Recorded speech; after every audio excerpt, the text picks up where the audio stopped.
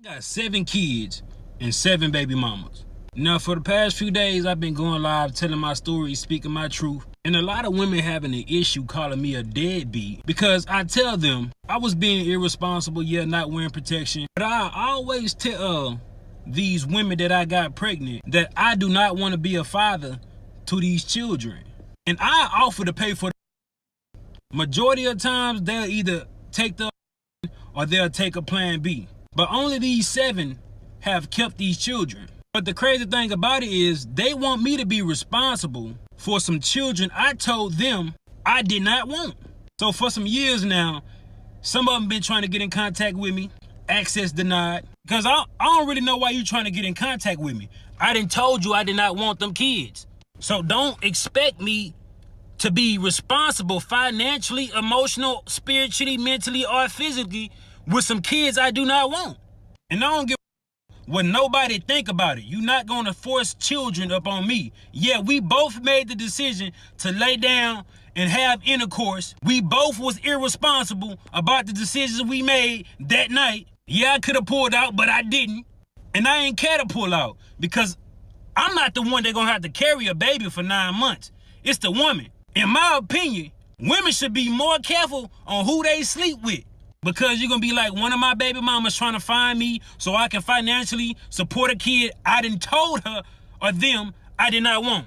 Another thing is, these just jump offs. These the type of women that I ain't even had to do nothing for. The bare minimum, but they gave me access to their body and they think I want to be a father to a child for one of them?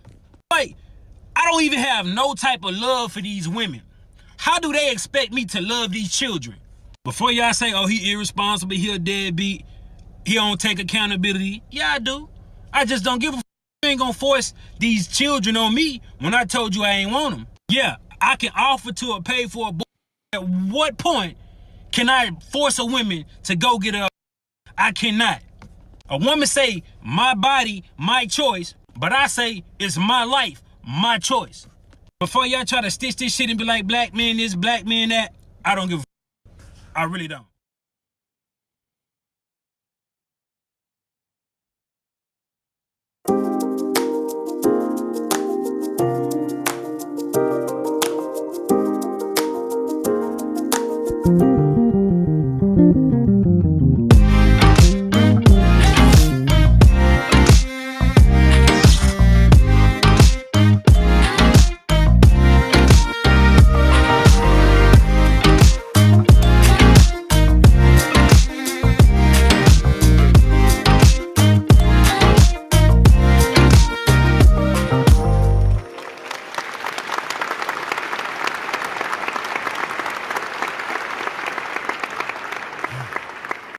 You can't make this up. I had to end the claps right there because, wow, you can't make this up. This is going to be one of the wildest, craziest shows I've ever done. And that's actually saying a lot. Where's my logo? Put that logo up there. There you go, D. Here's my question about that first video. They couldn't tell. I mean, after baby number 2, 3 maybe, after that, you start to say, okay, what's going on? I mean, maybe I should not be one to have unprotected sex with this guy. You just can't make this up, everybody. We got to do better as a people. And we're going to get into that. That's why I wanted to start that, because this is going to be one of the, like I said, one of the craziest shows I've ever done. Because we're going to be talking about these red flags for women and men. So, but this is a male advocate platform, so we're going to go hard tonight, ladies. So, what up, Jacob? What up? What up? What up? Jacob Haddon's here. What's up? Sam is here. Deontay Jordan is here. What's going on, everybody? Let me know you guys are here. I'll shoot you out real fast before we get going. Oh, man, but man, that just messed me up. I mean, 7 kids, like, dude. And he said he not pulling out, bro. Man, I don't know. And here's the thing. When they catch him, and they will catch him, unless he plans to sell drugs the rest of his life, until he's in jail or dead. And even when here's the crazy thing. Hey, Susan, when in jail, they still gonna get you, bro. Because now that they got you, they gonna tack all that other on you. All that extra child support that you owe, they gonna make you pay. The child support system is extremely efficient and extremely oppressive. And they are going to get you one way or another. But I'm confused on how these red flags with him evaded, 6 other women, maybe? They evaded them. And I know some of us, we're very, very good. We're very, very good. We're going to talk about that later. I don't want to get too far ahead. But guess what's coming to Chicago? It's a show I've been interested in. I talked about it a little bit. I touched on it maybe a sentence or two last week about this show called Married at First Sight. Some of you probably heard of it. I just got into it because it's the funniest thing. Because it led to me doing this show tonight about red flags. It led to me because these red flags that they totally, you couldn't see it while, because you're married at first sight. But even in the relationship, some of that stuff they said, okay, well, maybe she can, oh my God. But anyway, it's coming to Chicago. So if you are interested in getting on this show where they hook you up with somebody that you barely know, if you know at all, you can sign up. I say I wouldn't do it. I wouldn't advise it because you actually don't know these people. And you're going to have another divorce on you if this is your second, or you're going to have a divorce on you already. And it's not a good thing. But if you want to go, here's the information. And yours truly will not be on there. And I hope, listen, let me tell you something. If you're somebody that I know and you end up on this show, you best believe there will be a show about you. You better believe I'm going to go in, pause, but not really. I am going to go in on that show if you should find yourself on this show. But y'all tell me what you think about this show. Do you think it's something that you would be willing to do? Because if you've had all sorts of bad luck, you might want to try your chance with somebody that you don't know, because the experts, they hook you up with somebody based off of what you give them. I'm going to talk about next week the lies that we tell ourselves. I'm going to be talking about that because that's something that we need to address. Because what I've learned on shows like this is that you can say everything that you may want in somebody, but you're very rarely real about what you are. So the person that you want, you could be upfront, and statistics prove it. That surveys and studies have shown that people are more willing to tell you what they want and what they won't accept, but they're not willing to be honest about what they are, what they present themselves to be in this market we call the dating market. And that's an issue. That's an issue. But anyway, sign up for it if you want to go. This thing has been finding its way to my timeline, and I'm going to talk about it right now. It's saying texting a boy versus texting a man. Now, I don't know if you guys can see that. Let me see if I can make this bigger for you. Pause. On one side, let me know if you can see it, because it's kind of small here too. I'm going to make it bigger. You're seeing production being done right before your very eyes. Okay, texting the boy. Now look on the left side. It says, I'm feeling insecure. He says, why? Just having one of those day. Not days, day. Oh, okay. Yep. What you doing?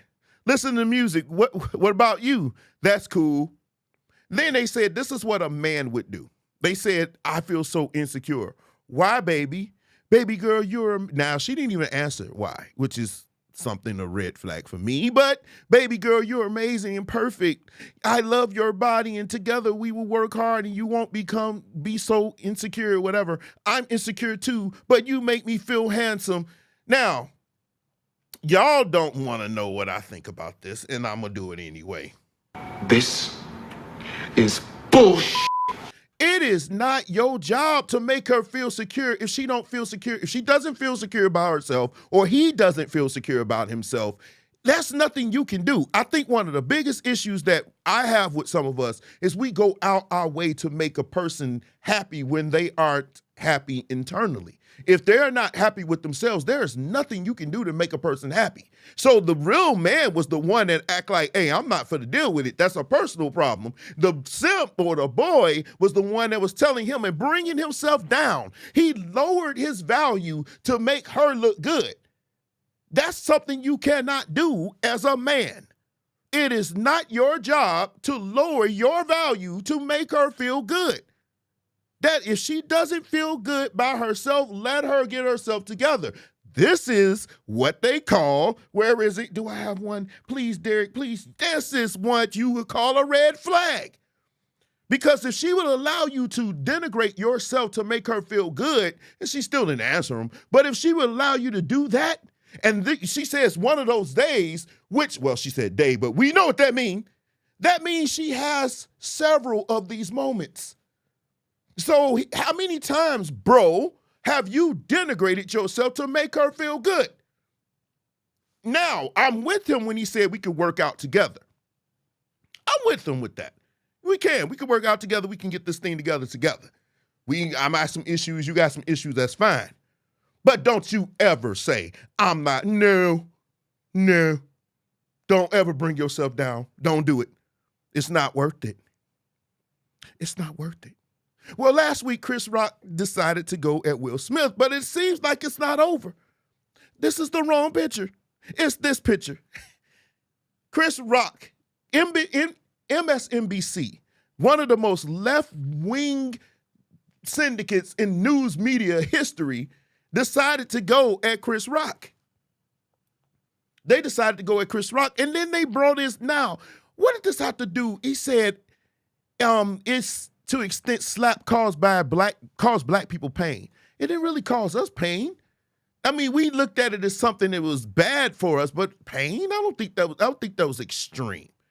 But anyway, it went on to say that Chris Rock lied because he said he wouldn't talk about her again. He was talking about that night. What I don't understand is simple, and it's really simple, and I'm gonna move on. Why, when everybody wanted Chris Rock to speak, they were wondering when he was going to speak. They were wondering what he had to say. They was wondering when he was going to unleash. And then when he did, everybody has a problem with it. Yes, he called her the B word, but it's a comedy show. I've heard, and it's funny, fellas, be honest. How many times have you heard one of these women comments go at men, call them MFers, deadbeats, brokes, everything under the sun when it's men? But he used one word to women. Now they saying he's being sexist, he's being this, he's being that. When it's us, it's never anything. Which brings me to this point. Speaking of Oscars, last night was the Oscars, and a black woman won decorator or whatever, wardrobe, she won an Oscar for that. The first thing she gets up and says, the superhero that is the black woman. Not we are the superheroes. I mean, it's Black Panther, for crying out loud. Who was a man, he never died like that in the comics. But you are not a superhero. We can do, okay, when's the last time you leaped over a tall building in a single bound? When was the last time you saved a crowd of people from something? I understand that she was using that as an analogy, but even the analogy doesn't fit. Why is it that with us, it's always this we super strong and everything? And all the movies last year had the men looking very, very weak, the black men. So I guess maybe you are the superhero. I just want it to be us. It doesn't have to be one or the other. You could just say the superhero that is the black man and woman. You could have said that. Everybody's happy. Everybody goes shouting. Everybody praises God and go home. I just didn't like that. And people was like, it was a little awkward. If you go back and watch it, it was some claps, but some people was like, whoa, wait, that was a little bit too much. But they went at Chris Rock. And Will Smith is hurting. They said he was hurt about it. I don't understand why he's hurt. You slapped him. And this is the last thing that I will say about this Chris Rock situation, unless he releases something else that I watch. Some of us this was nothing to fight about. If you liked the show, you liked it. If you didn't, you didn't. If you didn't care, you didn't care. What I'm confused is, this is the thing that has me confused. Why are we arguing, calling each other names because somebody liked it and somebody didn't? Somebody left a status that says, if you like that show, then you're an idiot, or I'm side-eyeing you. Why? It's a comedy show. Some people like that form of comedy. Some people don't like the goofy, they don't like that kind of comedy. I know I really don't. That's why I don't like some comedians. I like comedians that tell stories. I like comedians that make fun of serious issues. I like those types of comics. But some people don't. They call them boring, they call them weak or whatever. But I never, ever would go at somebody and say, oh, you weak or you not a man if you like this show. Come on, man. This is very, very controlling. That shows a sign of something else that's wrong with you. Will trying to get, bro, I ask, what's up? Will trying to get his number one spot back. I get it. Kirk, you have something that you have to say? I'll wait for you. But anyway, today is Kevin Samuels' birthday. And I, praying that you cover LeBron PED scandal. Is it really a scandal, Kirk? I'm going to do that on my show. I do got a sports one that I'm going to drop. I've been working on it, and it's time to drop it. I think I'm going to start on that one. I do have that one. I heard about it, but I was waiting to see if it was real. I've heard about it all the way back to the Miami days, but we'll talk about that later. But anyway, this is Kevin Samuels' birthday. Now, some of y'all say, well, why is this important? Because Kevin Samuels is the reason why male advocate platforms like myself and MTR and all these other ones that are greater than me, he's the reason why this exists. And here's my thing. If you are the person, some of you parading in the streets and you were happy that Kevin Samuels died and everything else. But I have a question before we go to Preachers Gone Wild. What are your results since he died? You said he was a liar, he wasn't right, he was this, and you used everything to attack him. How are you been doing? Has he been right, or have you proven him wrong? I saw people today, reason why this made it here, I saw people today making jokes about him and his passing. And it's not funny, but advocates, male advocate platforms like myself and others, they sprung up because of him. He was the first man to ever, on a large scale, speak to the things that men feel as it relates to relationships, marriage, and everything else. He was the first person to do it. No one else ever did it and made it that large. Tommy Sotomayor, kinda, but never on the level of Kevin Samuels. And it's because of him, a lot of men start to open their eyes and not become nasty, not become bitter. Some did. I'm be honest, some of them did. But we become more in tune with what's going on in the dating market. We start to look and start to focus about what we want now as men. And it's really because of stuff he said. It's like, yeah, because we talk about it, and a lot of stuff that he said I've heard before, but it's like, yeah, somebody's actually said it. He actually said it to women. See, you're not used to men actually saying these things to you. Like, oh, you're not, or you're fat, or you're old, and we don't find you valuable like that. Now, I would never say anything like that, but some of them, they are giving the same energy that we've received over the last 40, 50 years. And Kevin Samuels said, okay, I'm going to give you this same energy. And so men started to look and say, hey, we can say what we want. Yeah, we can be open about and honest about what we want from our women. We can be open and honest about what we desire for the women. We're working hard. We're doing what we're supposed to do. Why can't we have quality women?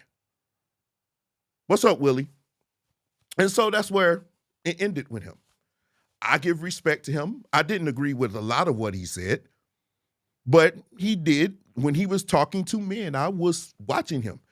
When he was talking to men, I actually watched him more when he talked to men than when he talked to women, which was amazing. And I would say some of the stuff he said resonated with me. It's one of the reasons why I decided to get my education. Yeah, I got you, Willie. That's why I'm late today. But he's one of the reasons why I got my education. He's one of the reasons why I decided to level up as a man. Whereas I was struggling, I was a struggling musician. If Kevin Hayden was on here, I would tell him, I had a very nice air mattress. Thank you very much. I was struggling. I was what some women would call broke. I was not the type of man that a woman would want to follow, because a lot of you are hypergamous, and that's fine. But listening to him, and that, I would give him maybe 5 to 10% of the reason, but he still contributed to me wanting to say, I'm going to level up as a man and get my money up, or get my stature up, or work harder to become the best version of myself for the type of woman that I hope to acquire. So thank you, Kevin. I will say thank you. And some of you men need to say thank you. And some of you ladies need to say thank you, because now your man telling you what you want. Now you can either make a change.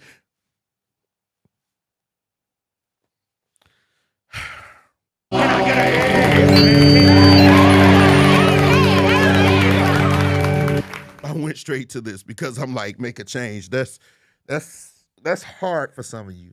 Unfortunately, some of you just love to argue. No matter what I say, no matter what men say, you're gonna argue. You're gonna argue because you can never accept that maybe what we're saying is true. Maybe what men want, you should listen to. Maybe you should get better. You would get better results had you listened to Kevin. Maybe. I mean, what you've been doing hasn't been working. That's for men too. Anyway, Preachers Gone Wild is about to get really, really nasty today. 63. Man, we've done 63 Preachers Gone Wild. That's crazy. But it's about to get lit. But first of all, let's start with some fun before we get serious.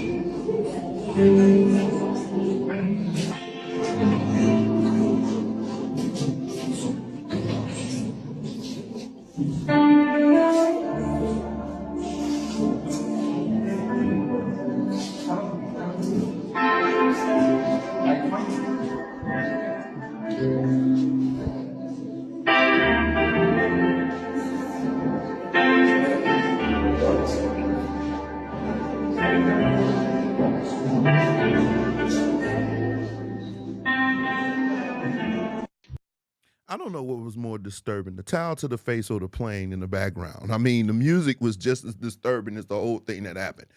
I'm looking and I'm saying, it was funny because the towel just came out of nowhere. But here's my thing. Then I'm gonna ask you. That was probably a comforter.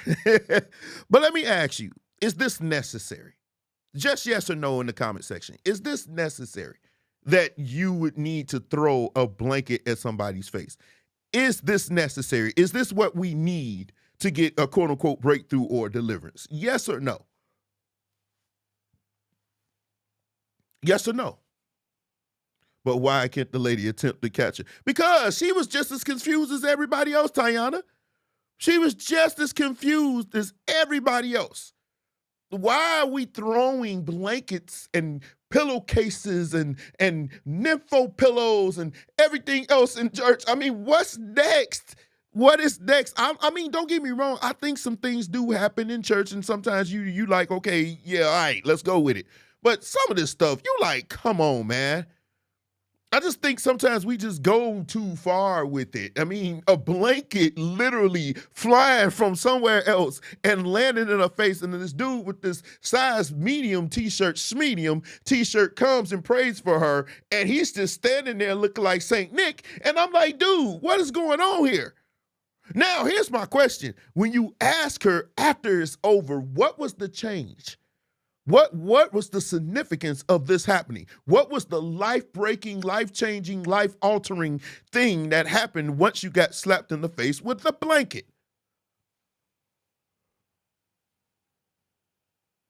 Okay, well, I'll do it for you again.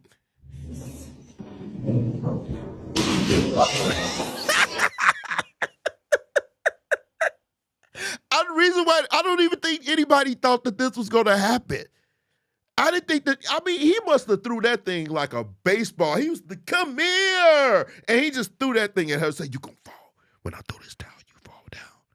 When I throw this towel, you fall down. Don't act like, don't play with it. Okay, watch. Here we go. Here we go. Wow. Slain.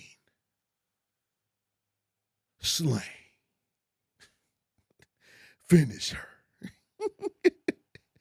But that was not the wildest thing. Listen, okay, one of the things that I think we need to work on as believers and saints and ain'ts and halves and can'ts, we need to work on our vocabulary. I mean, I know sometimes, because even doing this live and everything, sometimes my words get all jacked up or whatever. I mean, y'all don't know, it's kind of hard, pause, being in front of a camera. This camera's looking at me, and it's like, so you got to make sure you own your P's and Q's. So when you're on your lives, you got to make sure that you're saying stuff. And even though you may mess up a couple of words, don't reiterate the words that are wrong. See, I'm from Gary. So every now and then, some hood would come out. I'm working on that. But you will never see me reiterate something that's totally wrong. Like this idiot right here. Not sign a prenut. And you say, well, Andrew, what is a prenut? A prenut means that in case you get divorced, you ain't gonna be able to get nothing. No house, no car, no. Stop it. Get some help. This dude said Can somebody please tell me I know what a prenut is. I know what a prenut is. Can somebody here please tell me? Listen. I know what a prenut is. It's the little bit that can get somebody pregnant. Now, a prenup is maybe what he was speaking about, but it came out prenut. Now, please thank you, Tiana. Tiana said what I was thinking. This is a pause moment, ladies and gentlemen. This is a pause moment. Because this dude said a prenut. Make sure, ladies, you get that prenut.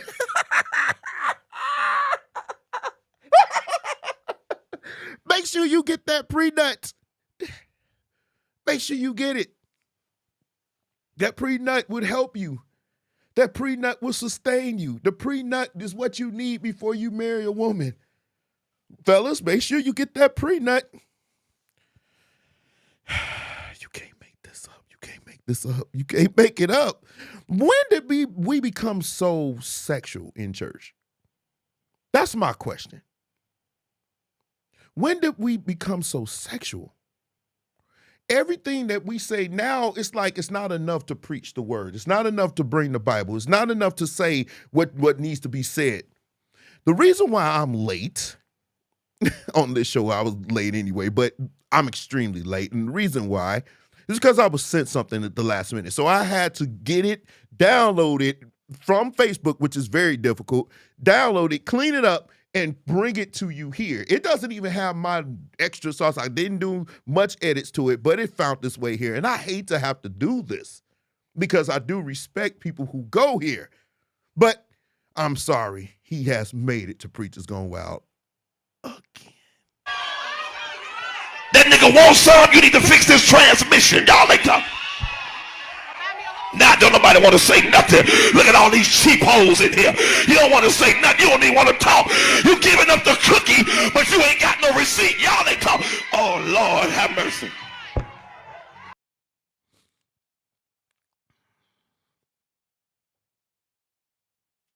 I need to play that again. That nigga wants some, you need to fix this transmission. Y'all ain't talk.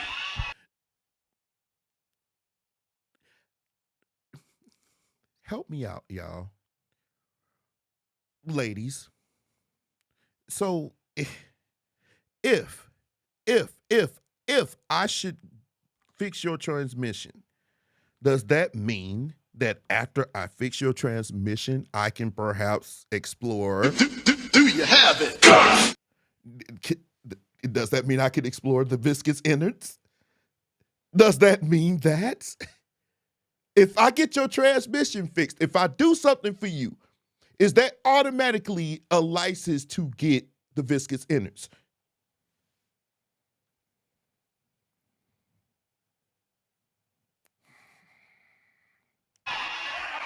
Now, don't nobody want to say nothing. Look at all these cheap holes in here. You don't want to say nothing. You don't even want to talk. Cheap holes. And they celebrate it. You giving up the cookie, but you ain't got no receipt. Y'all ain't talk. Oh, Lord, have mercy. Now, I don't have a problem with the preacher at all. I know him. I know his musicians. One musician that I've known for pretty much his whole life plays there. So this is not a knock on him. I'm saying, when we say stuff like this over the mic, I mean, I understand you preaching to your people, but at some point, is this where we are, where we need to use the most sexual of colloquialisms to get our point across of something that should be said? Now, y'all watch my show. Y'all know I can get real raunchy with it too over here, but I'm not in the pulpit. And I know they say, well, you can't keep it real in the pulpit, but I mean, I get it, but I don't get it. I just think, where is this line? Where's this line? For D, for Derek, tell me, where does this line end? Because as a believer right now, I don't know where it is. I don't know where this red line is, where we say, hey, this is the point where we're not going to cross. This is it. This is the red line. This is the line in the sand. I don't know where this line is anymore. It's opaque. I don't know what it is.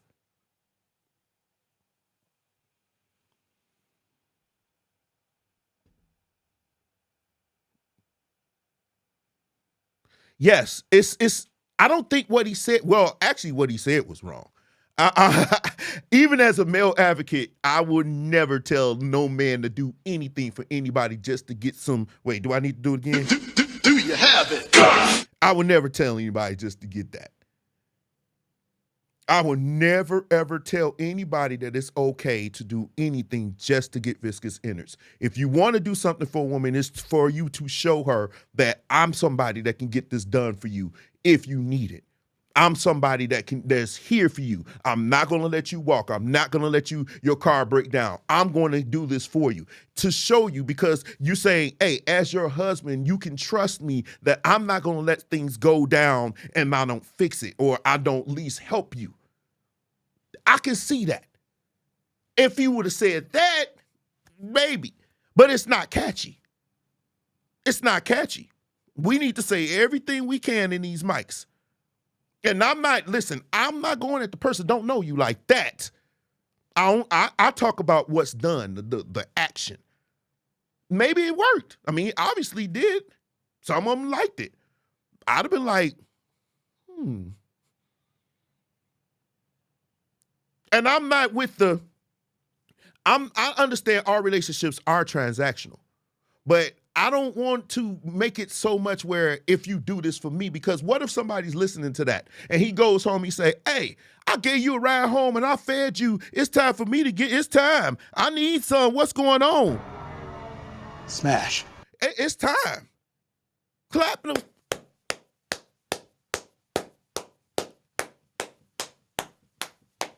Oh, wait. My fault. Whew. I'm just saying. I'm just wondering. And some of us, we've been going a little bit too far with how we deal with our gay and lesbian brothers and sisters. It's amazingly that the article that I'm going to show, somebody sent this to me, and it's like ironic for real, for a reason that I won't share on here, but it's ironic that when I later looked at my inbox, because people know I do Preachers Gone Wild, this was in my inbox. But I've been seeing a lot of us go at our gay brothers and sisters, because they are, first of all, they're still human beings. Regardless of whether we believe in what they're doing or we accept what they're doing or whatever, some of us, we feel like it's an agenda.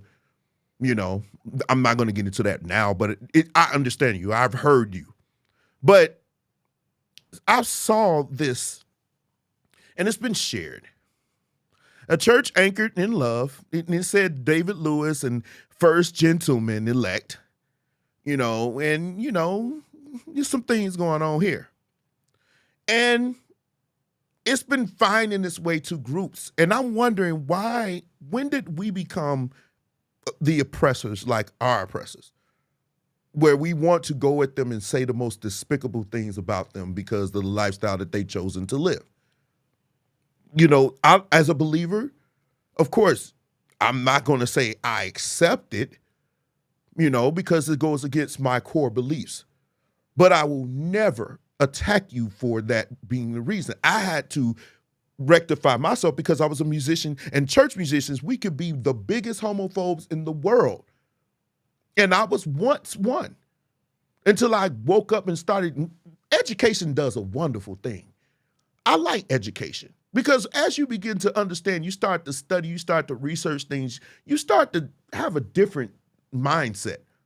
And so maybe like in the between 2005, 2010, that was a big situation that happened here in Chicago when it was a march. And I actually drove down to participate in this march with our gay and lesbian brothers and sisters. They were very appreciative, and they knew one thing I know about gay men, since I'm a man, they kind of know who you are. If you are somewhere and gay men are approaching you, it's because they picked up something, a vibe in you that they thinking you may go. So instead of attacking them, you might need to do some self-reflection, because as many times as I've been around gay men, they've never attempted to go at me. Never. Never. So there's no reason for me to be, No, first of all, you look childish. And every time I get in a musician group, I see somebody posting about somebody gay. Why do you care? Why? I feel that nobody gets beat up more so in church than gay men because of all of the shift that musicians do. The only thing you will get sat down for is doing what the fool did in the beginning, is popping out a kid with somebody that ain't your wife. But you smashing all day. Bam, bam, bam, lining them up like ducks in a row. And you avoid that accountability. But these same whores will look at a gay man and then go at him. I never really understood that. Don't get me wrong. Some of that stuff, no offense, my brothers, y'all do push that envelope. Y'all come up in there, y'all push that envelope. And so some jokes may come out. But I don't use the slur. I don't go at you like that. But come on, man. You know good and dang on well you don't need your hair flipped all up like that. That's a little bit too far, my boy. But that's just me. That's just me. I'm sorry. But we can be some of the most homophobic people in the world. I saw an article that was sent to me because it was discussed earlier. And it was a good discussion. I won't go into the details because this is pretty much none of our businesses, right? But this article kind of bothered me. And I'm going to show you why. Y'all ready? All right, here we go. It was a Sunday filled with prayers and protests in Humboldt Park. The demonstration after a woman says a church pastor refused to baptize her when he learned. Wait, disclaimer. It's nothing wrong with the video. I have to pause it because I don't want Channel 2 News coming for me. They will try to do some stuff to my page. So it's just listen to what's being said. Oh, when it plays. It was a Sunday filled with prayers and protests in Humboldt Park. The demonstration after a woman says a church pastor refused to baptize her when he learned she was in a same-sex marriage. Church representatives tell CBS 2 that's not exactly what happened. Our Lauren Victory has that story. Church leaders declined an on-camera interview today, telling me they wanted to focus on Sunday services. I want to feel the warmth of his embrace. As Pastor David Marrero inspires an audience inside New Life Covenant Church, He excluded me out of 1,000. outside, a crowd protests him. Only God can tell me my judgment day. Rosalie Andino is upset with church leadership. She shares this email showing she was registered for a baptism here last month after taking classes and coming to services. I did my tithes. I tried my best to follow. I got better. Wasn't doing the drinking anymore for a year. You know, things started brightening up, you know. Things changed. God works with you, you know. The church wound up welcoming dozens, but Andino says she was uninvited in a personal phone call from the pastor. And I wanted to ask you a question. I said, go ahead. He goes, are you married to a woman? I said, yes, I am. He goes, for that purpose, I can't baptize you. Andino claims the church leader then implied that she shouldn't tell anyone the real reason she wasn't being baptized. I know the Bible. I'm not fighting that. I'm fighting how he dealt with the situation, how he dealt with me emotionally. Hurt outside a self-proclaimed church for the hurting. So Andino, her wife Madeline, and a group of supporters decided to preach love across the street. That's supposed to be a safe haven, where everybody should trust and be able to cry and be able to get connected with God. The couple tells us they'll probably take their faith to another church.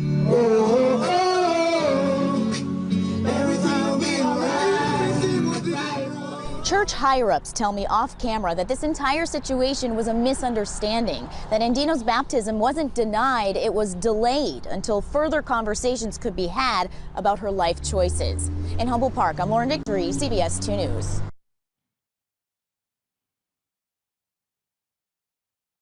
So, you've seen and heard everything. I want to know from you, my viewers. Was the church wrong by denying her a baptism? Were they wrong? Yes or no? That's all I need to know. I'm honestly, I just want to hear from you on this regard. On this subject. Were they wrong? He said, Jason says no. Wendell says, yeah, they were wrong. Okay. I wasn't expecting that. I appreciate that, brother. Jason put no with an exclamation point. He said, no. I heard him. He definitely was on one. He was like, no. I get it. But I think, yes, the Bible say come as you are. Okay.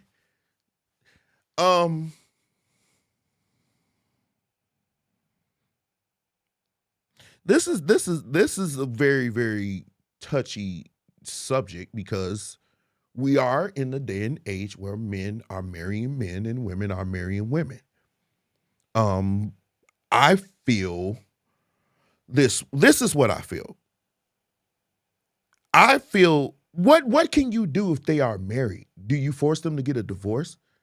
Do you wait until they get a divorce? For those who say no, do you wait until they have a divorce and then you say, oh, well, I have to wait and then I baptize you? I mean, I just think that right now in this, where we live now, in this era that we're living in right now, it's so crazy. Because, I mean, for crying out loud, we never had to deal with this when I was younger. Yeah, when I was younger. Yes, because the goal of the church is to bring people to Christ, the souls to be saved. Okay. You shouldn't punish them for something they've done in their past. Okay. So here's the thing. What are the steps to redemption? What was said? What did Paul say? What were the steps? Because there were steps. Does anyone know the steps? I'm sure Jason knows the steps. There were steps to be taken. It was first do this and then this. What was the steps? What were the steps? We baptize fornicators, liars, folks, shacking, adulterers, and whoremongers. Are they unrepentant? Janet, are they unrepentant? Because if you are a whore or a liar or a fornicator or something like that, Do they call you and say, hey, you out here sleeping? I mean, honestly speaking, when the last time that most of us witnessed somebody smashing a chick or a chick getting smashed or her when did we witness this? Confess, believe, and then what? Well, you added 2 more steps. That's cool. You added a little westernized Christianity in there, Susan, but I'm not knocking you for it. This is what the steps are. Repent, baptize, turn, baptize, repent, baptize. So are we allowed to go flip-flop, baptize, and then your repentance comes? Repentance, deliverance may take time. Repentance is instantaneous. You can make a mind to want to change instantaneously. It's like that. Because trust me, I like doing the nasty.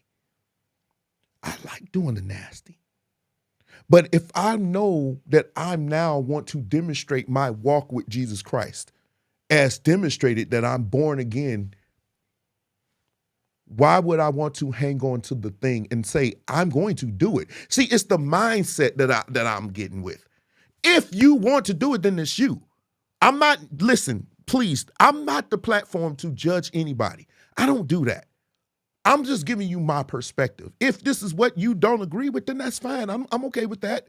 I mean, I'm okay with that because that's not why I'm here. We can have a discussion offline, but that's not why I'm here. I'm here to bring different approach, a different perspective that may be something you can say, okay, I hear you.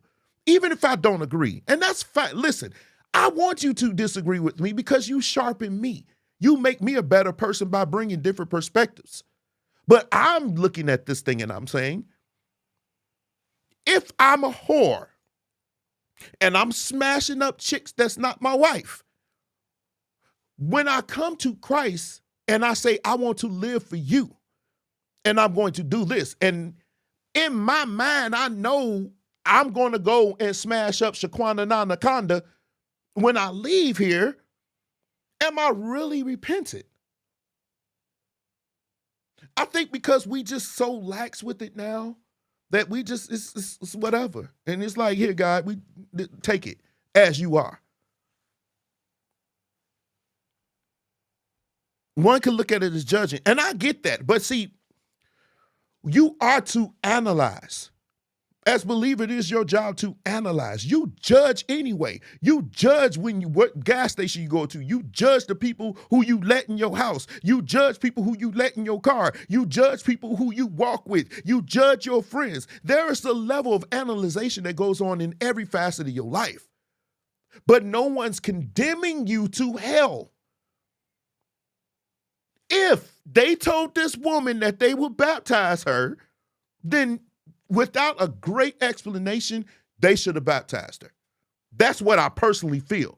Even though I said what I just said, you told this woman you would baptize her. And she was making steps. She said she wasn't drinking anymore. She said she understood what the Bible says. I think, honestly, before we start tossing these people into the water and they start bubbling up like gremlins, we need to start to understand, hey, this is what we believe. This is what we do here. This is how we operate under the Spirit. This is how our business operates. They should know everything about this church that they just joined before they pursue anything further. Before we start throwing them in the water, and then what's going to happen one day, I promise you, it's going to be like, that water going to start bubbling, and everything else, y'all going to be running out here. No.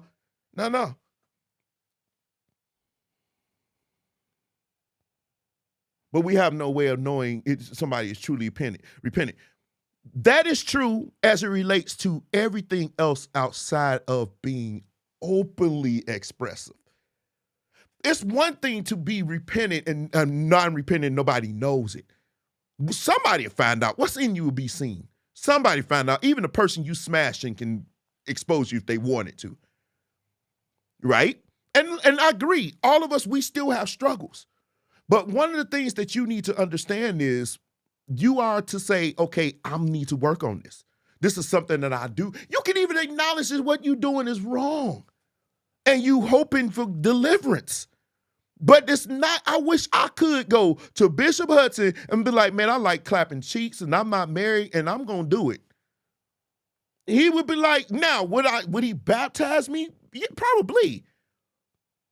But you better believe I ain't going to be playing the bass there. You better believe that.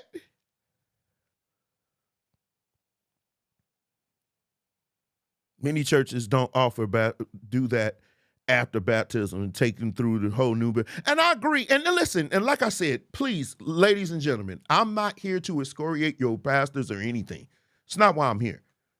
So before you go back and say, well, Derek said, no, Derek didn't say any of that. Derek said, you do what you say, as you are led to do. If you are a pastor or preacher watching this moment, listen, I'm not here to tell you what to do with your church. I'm not a pastor. So how dare me do that? I'm not going to do that. And that's not what this platform is for. If you want to do that, I'm more power to you. That's not why I'm here. I'm presenting a different perspective, my perspective, but a different perspective, and we're having a discussion. He would baptize? No, he wouldn't. If Bishop knew I was out here on something wild, I don't know. I don't because I don't know. I would have to have that discussion. But I'm not getting ready to judge him either. I don't know. And I think some of us, unfortunately, we think we have the keys to the kingdom. And we do not. We don't have the keys to the kingdom. None of us do. So I'm not going to go at anybody for what they do at their church. I might. I just can't do that. Now, I just presented my position, but I'm not a pastor. So if it was Goodwill, Free Will, Missionary Baptist Church of the Latter-day Saints where I'm pastor, then I would do it my way. Being as though I'm not a pastor, I'm not prepared to do that. And I'm not here to make enemies. I'm not. If a pastor was here and you want to come on here and talk to me and we can have a discussion, I will, after the show is over, I'll run it back, we can link it back up and we can go there. But that's just not me. It was once upon a time when that used to be me, but that was fruitless. It got me nowhere. It didn't do nothing but piss people off. And you can't, if we know the Bible, you can't really get nowhere with somebody that's angry with you. It's just better ways to do it. I presented my position, and people can either hear it or they don't. I still feel I don't like the way we do our gay and lesbian brothers and sisters. I don't like the way we do them. We won't call out a whore. We won't call out a liar. We won't call out anything else. And I hate deflection. I hate it. But we can't get over the thing that's in the room. It's a huge elephant in the room. It's a huge elephant in the room. And the elephant is called hypocrisy. Where we'll go at them, we'll call them everything under the sun, we'll go at them, we'll say this and do this and do this. But at the very end of the day, we let some of the most prideful people do everything under the sun. And here's the crazy thing. You ready? Being gay is one of the only sins that you can hide, that you can't hide. You can't really hide it. You can pretty much see it. Especially if they're married, you can see it. And some of us, we live under this cloud where we can live under our sin free because nobody knows. Especially those of us who are smart enough to keep our mouth closed. Yeah, you'll never know what we're doing.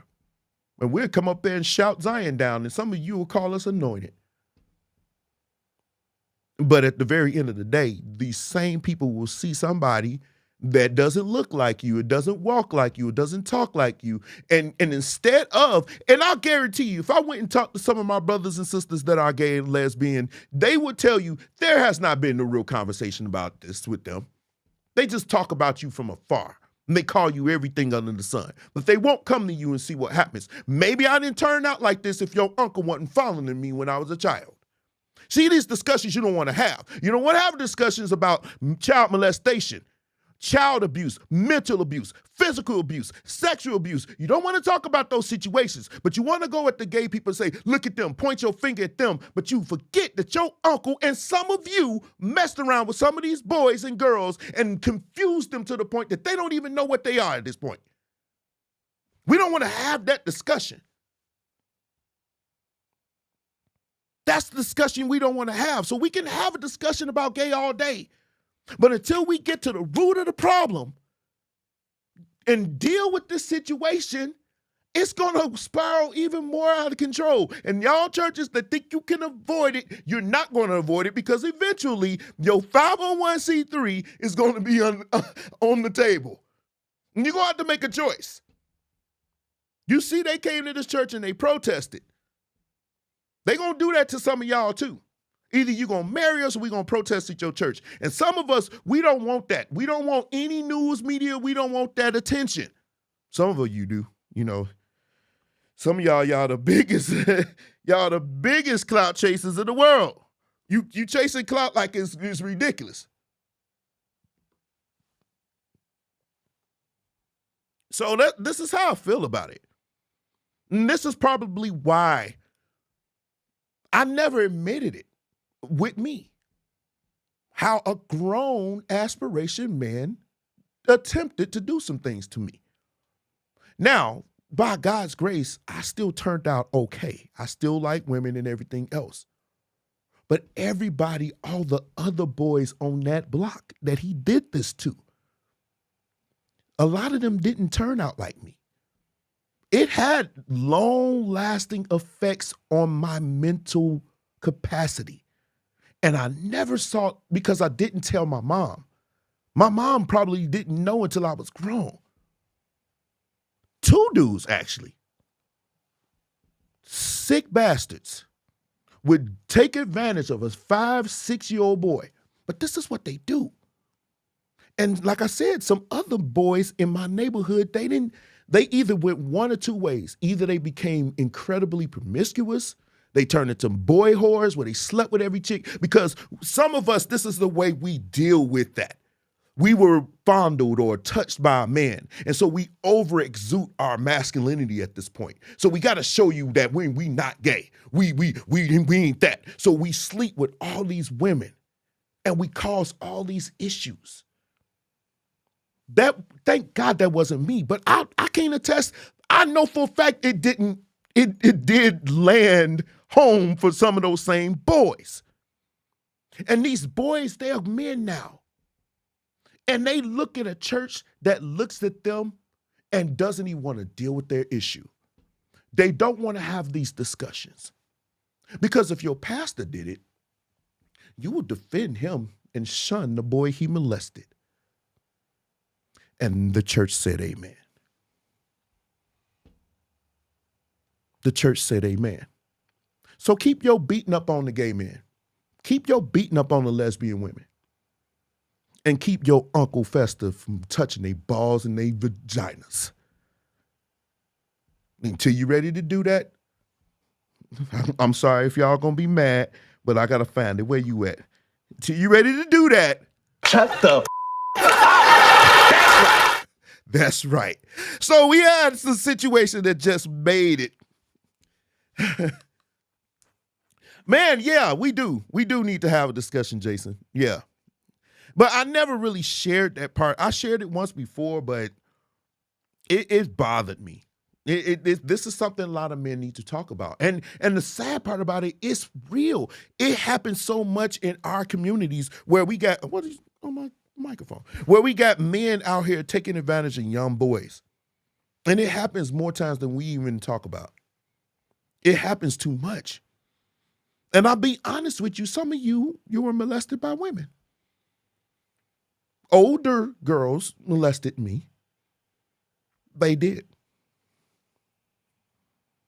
I was 7 years old at that time. I don't really think I cared that much, to be honest. But, you know, it still was wrong. I'm 7 years old. Some things we shouldn't experience. A real conversation needs to happen. It needs to be had before we turn people away. I know how I feel about it, the whole baptism thing.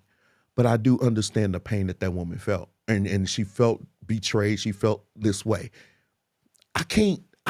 I love pastors. I love you guys. Some of you, I may not agree with your theology, but I can't imagine the pressure you are under when you have to deal with these issues. That's why people say, well, Derek, you're supposed to be a preacher. I do very well teaching. I don't think I'm ever want to be a pastor because, man, I take my hat off to y'all because some of the stuff, honestly, Jason, I don't know if you're still here, but honestly, some of the stuff that they go through, some of the things that they have to deal with, I don't think I want to deal with. I know I don't. But let's move on. Man, it bothers me. It does. We'll have a whole live about that one day. I want some of you to share your stories because I guarantee you, if we had people to get on here and talk about the stuff that they experienced as children, we'd be here all night. We'd be here all night. Everybody would tell their story. People would be like, man, I didn't know that. I didn't know that. I didn't know that. I didn't know that. Derek, I didn't know that. I didn't know that. Now that you know, are you willing to share your story about what happened to you? That's crazy. But anyway, something else happened today. A lot of you been sending this thing to me. You must really, really wanted me to cover it, and we're going to do that. And then we got to move. I'm not going to rush. Let's have some fun. Y'all proven y'all willing to stay if I'm interested. Thank you for being here. But this lady right here, this is the fourth time she's made to Preacher Gone Wild. The fourth time. Ma'am, you need to calm it down. But you made it to Preachers Gone Wild again. You can't make this up. You can't make it up. This week was a week of hell. It was hell.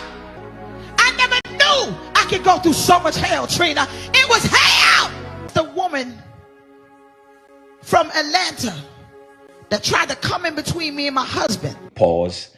That tried to come in between me and my husband. This woman says she's a prophetess. She got a word from my husband.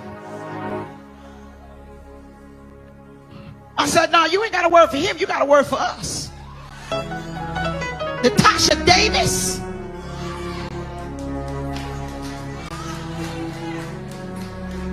I told you, I'm not your typical first lady. This first lady fight. And if I catch you in the street, I warned you. I warned you. I'm a Brooklyn chick. That'll never change. I'm just an anointed Brooklyn chick. And I'm coming for that ass. And I'm coming for that ass. What? And I'm coming for that ass. And I'm coming for that ass.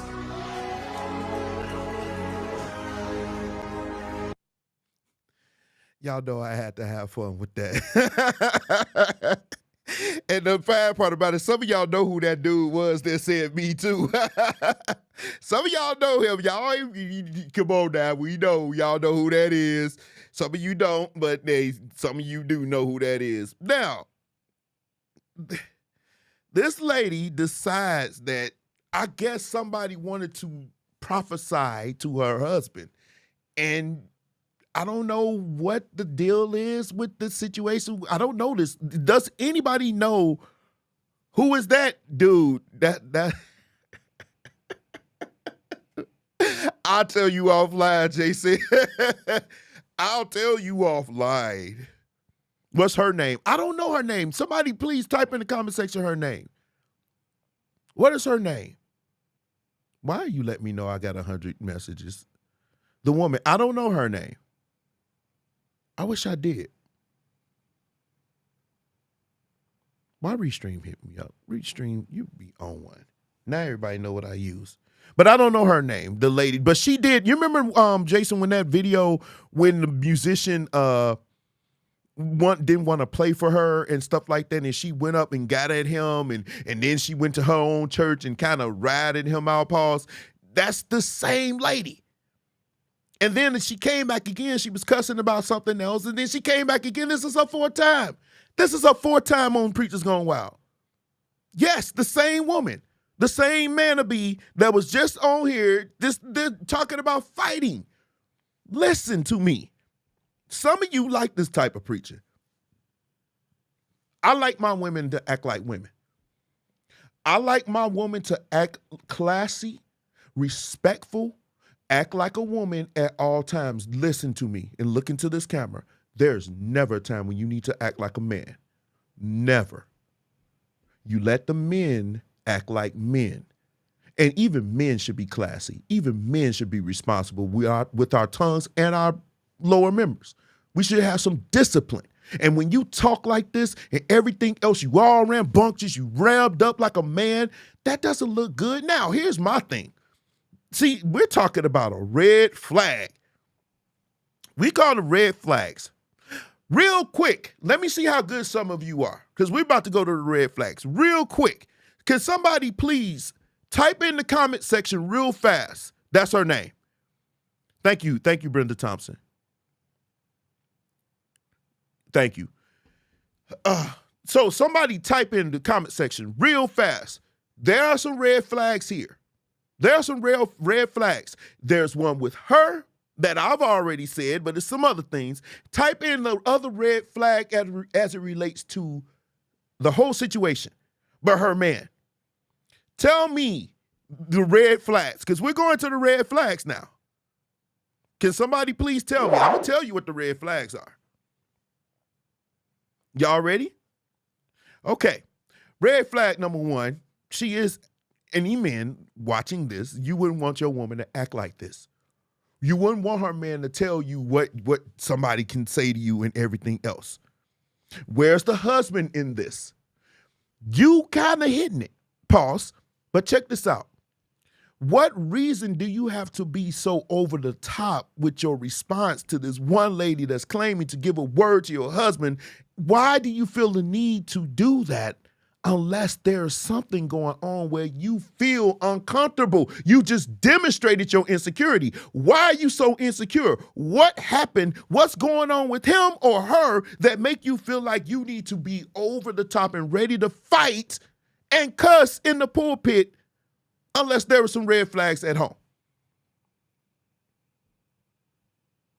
So what happened? Did he step out on you before? And so now you over the top and you're not getting him. He the one that did it. Don't ever, my father used to say this, and one of my uncles, he's saved now. Thank God. But one of my uncles, he used to always say, he used to always say this, the ladies need to understand you never go after the hoe, you go after the ninja. Don't go after the woman. You have no relationship with her. You're not in covenant with her. You don't have any children with her.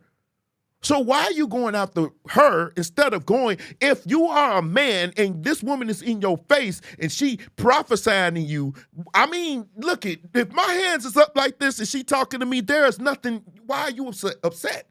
But like if she all in my face, kiki and hollering, and she got those gazumbas hanging all out and her dunk is just sitting up and just right, and you know she wearing a tight thing that you can see camels and everything else, then I can see you being a little bit uncomfortable, especially if she flaunting it around, switching it, and you got my head rocking side to side. I got it. I mean, you could probably be upset because now you saying she flaunting this in front of my man and she being disrespectful. But a woman saying she had a word to give to your man, that's not necessarily being disrespectful to me. That's not a red flag. It's only a red flag if there's something that lingers that has not been dealt with, and now instead of dealing with him, you should never brought it to the public. This is something you deal with offline. We do too much in church. Handle your business offline. If you are a hood bandit and this is the stuff that you do, you want to be a hood bandit, then be a hood bandit. But be a hood bandit offline. Roll up your sleeves and do what hood bandits do offline. So when she did that, the first thing I thought about was the red flag, which was him. Why does the prophet have to have a word for her? The prophet had a word for him. But I mean, don't get me wrong. I done seen some prophets with some runaway penises. You know, they say they like, especially men, I got a word for you. You know, and they be off in the corner caressing your girl's hands and rubbing on them in a certain way. I mean, I know that happens. You prophet lying. You know, if I come over there and see it's going to be, you know, it's going to be one. It's going to be one. But let's talk about these red flags real fast, okay? Y'all ready? Let's do it. This is going to be real quick. I'm move kind of fast right now, okay? We're at the stretch run. Red flags, the definition, something that indicates or draws attention to a problem, danger, or irregularity. So that's basically saying something that's out of whack, something that you know, you see it, you recognize it, right? Red flags are not necessarily, when there's red flags with people that you want to date or people that you are interested in, that's not necessarily saying a red flag where you need to, oh, I'm going to leave you alone. You know, everybody should have a limit. They should have a red line, something the church doesn't have, a red line or a line in the sand where you said, don't cross this. This is my threshold. This is anything beyond this line I'm not taking. Everybody should have this. But red flags are not necessarily the end all be all. It doesn't mean that if you see a red flag, this automatically means, oh God, because it could be something that maybe you brought from your past. Maybe it's something that's innocent. Maybe it's something that could be explained. But you should not ignore these red flags. So there are red flags with men and there are red flags with women. We're going to deal with the men red flags first. Now, let's have some fun. I want the ladies, when I'm done with the list with the men, if there are some red flags that I have missed that you want to present, I want you to type a hashtag and then the red flag that you want me to post or elaborate on, okay? That's the only thing. We got to keep it going because I know some of you got red flags because you're bringing in 30 years of relationships on. We can't be here all night. You know, I'm not the youngest. I can't be here old man. Red flag number 3,467. No, we're not doing that. We're not doing that. All right, so if you guys are ready, let me know. You ready? All right. Here we go. I got my notes here. So the thing is, what brought this on was that Married at First Sight. And I saw the red flags. I mean, yo boy, I've been doing this so long, it's like I can see it. Now, whether I apply it is another thing. It's funny when you can see things. I'm like one of those prophets. I can see everything, but I don't apply it myself. Because if I had applied a lot of the stuff that I know now, I'm pretty okay. But I would have been better earlier, let's say that. But some of these red flags I'm going to cover, they kind of go there, okay? Now, first red flag with men. You want to understand how they're raised. A red flag for me, I would think for ladies, would be a man that was raised, you're not going to like it, but a man that was raised without a man in the house. That's a red flag. Why? Because if it's no man in the house, the only thing he knows is her. He doesn't know how to treat a woman. He doesn't understand because there's no upbringing. Nobody was there to really teach him. So it's a red flag, but it's not one of those red flags say, hey, I'm going to throw him away. It's just something you should pay attention to. Does he know how to treat ladies? Is he a mama's boy? Is he somebody that honors family, or is he one from dysfunction? You want to know, what's his father like? Was his father in his life? Was his father around? What was the relationship with his father? Were there any men around? And how are they? You want to understand that, because a red flag from somebody that's a boy, a man that's raised by a woman, it could be a little sticky. Why? Because all he knows is her. And if she was careless with how she was, she brought some of every Pookie, Ray, Dusty, and Scally to the house. These are the men that are instilling values into him that could be positive or negative. So these are things that you should not ignore. Do you agree? You follow me? So that's something that you should look at. When you're dating or somebody you have attracted, their man is coming to speak to you and you guys are starting to have your conversation, listen to if he talks about his family. If he really is talking about his family, then you got somebody that's really family oriented. If he doesn't talk about his family, or his family is dysfunction, his mama beat him and everything else, you might want to, don't ignore. Because we tend to ignore red flags because we're so happy to have somebody. You know, some of us, we got a man that likes us. He's got this, he got that, and he looks nice and everything else. Oh, well, yeah, he does such and such and such a, but you know what? We can work on that. Those are red flags. You should not ignore them. When you're looking for somebody that you want to be with long-term and marriage, you do need to look at their family. If their family is one of dysfunction and it's all chaotic, that's a red flag. Okay? You following me? Number 2, how they communicate. Okay? Do they lie to others all the time? How are they communicating to you? Is it nice? Is it harsh? Is it too over the top? Or is it more reserved? Is it calm? Is it assertive, strong, but is it still reserved? Or is it really aggressive? And like I said, are they liars? Do they every moment? Because here's the thing. If they lie to everybody else, eventually when the need arises, they will lie to you. So are you ignoring when they lie to everybody else?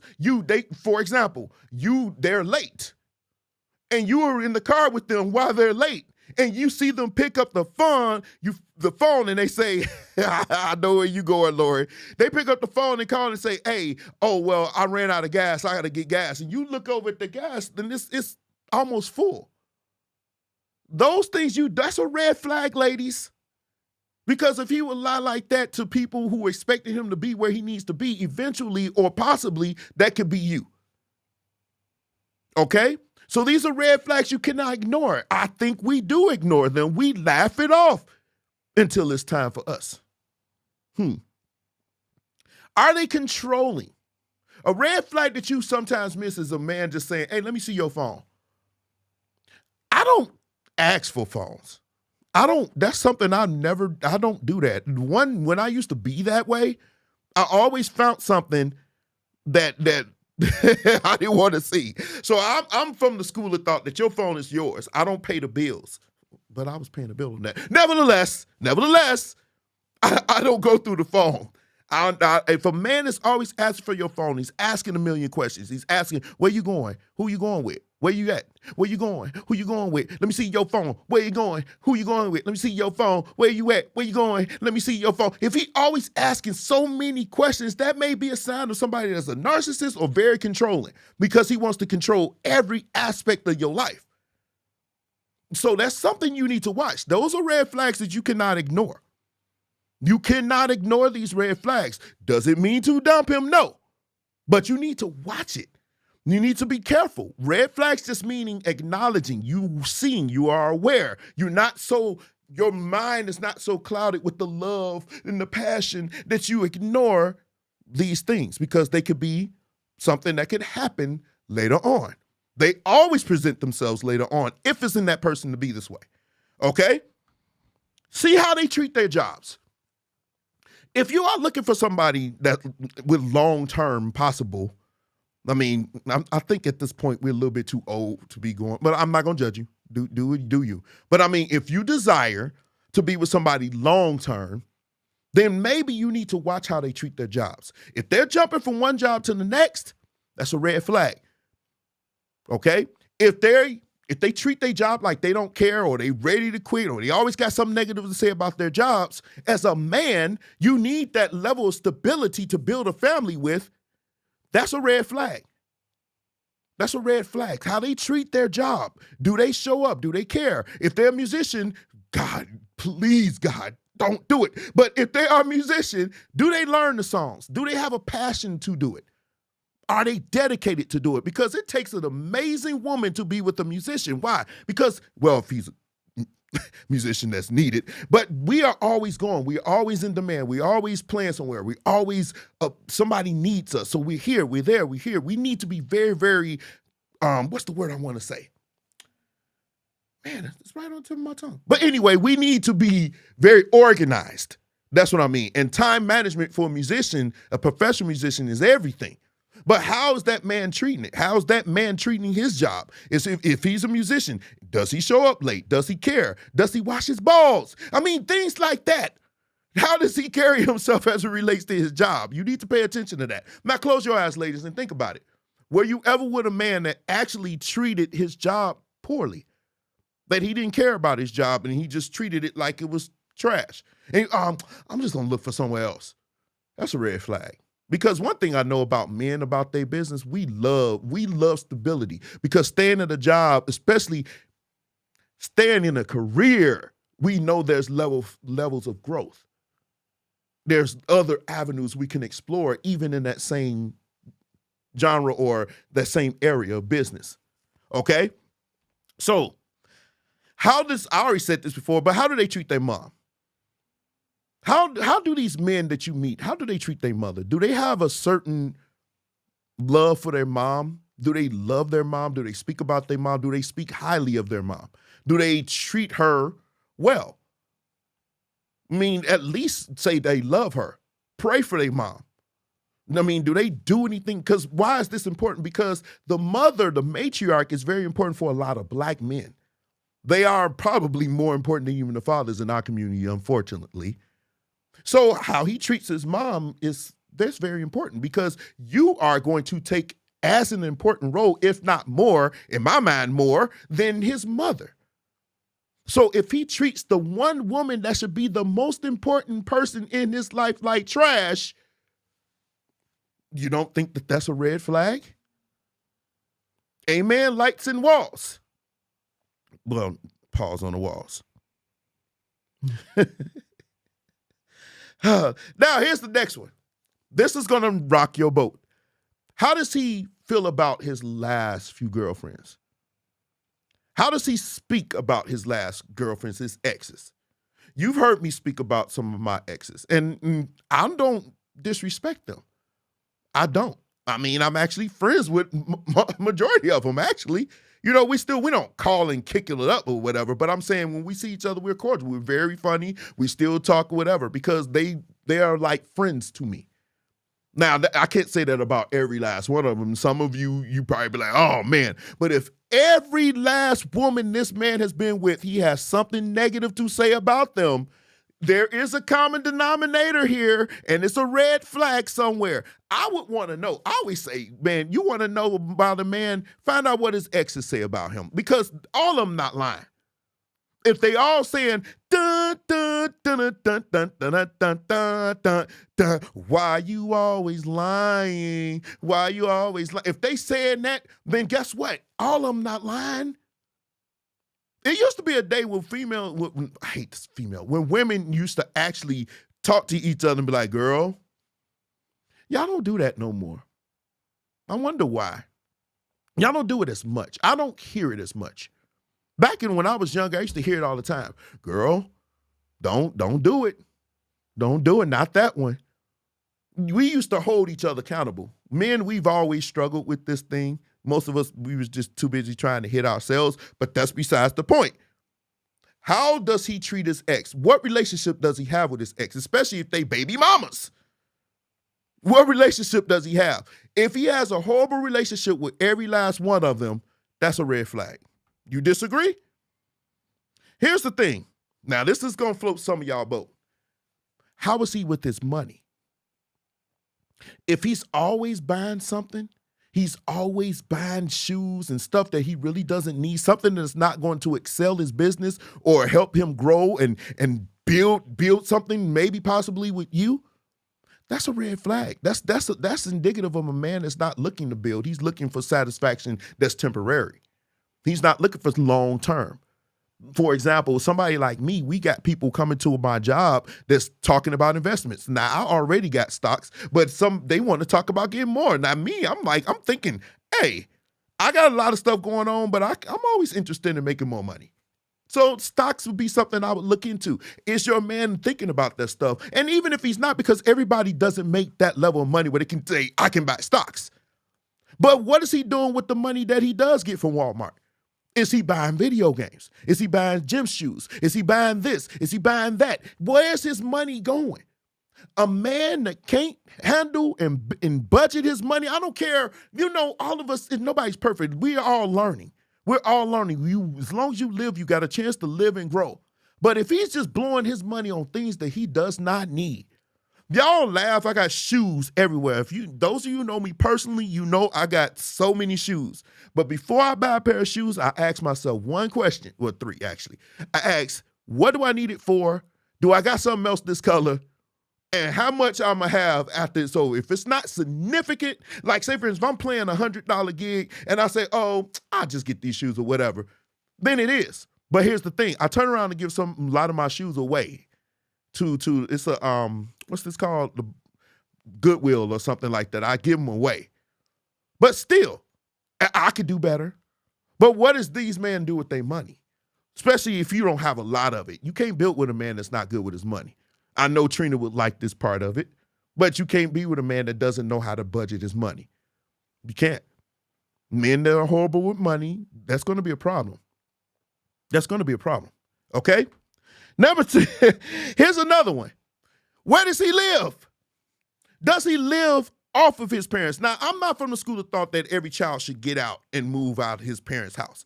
I don't think that's necessarily a thing to do. Our Latino brothers and sisters, they live all in one house. They value family. They will live together.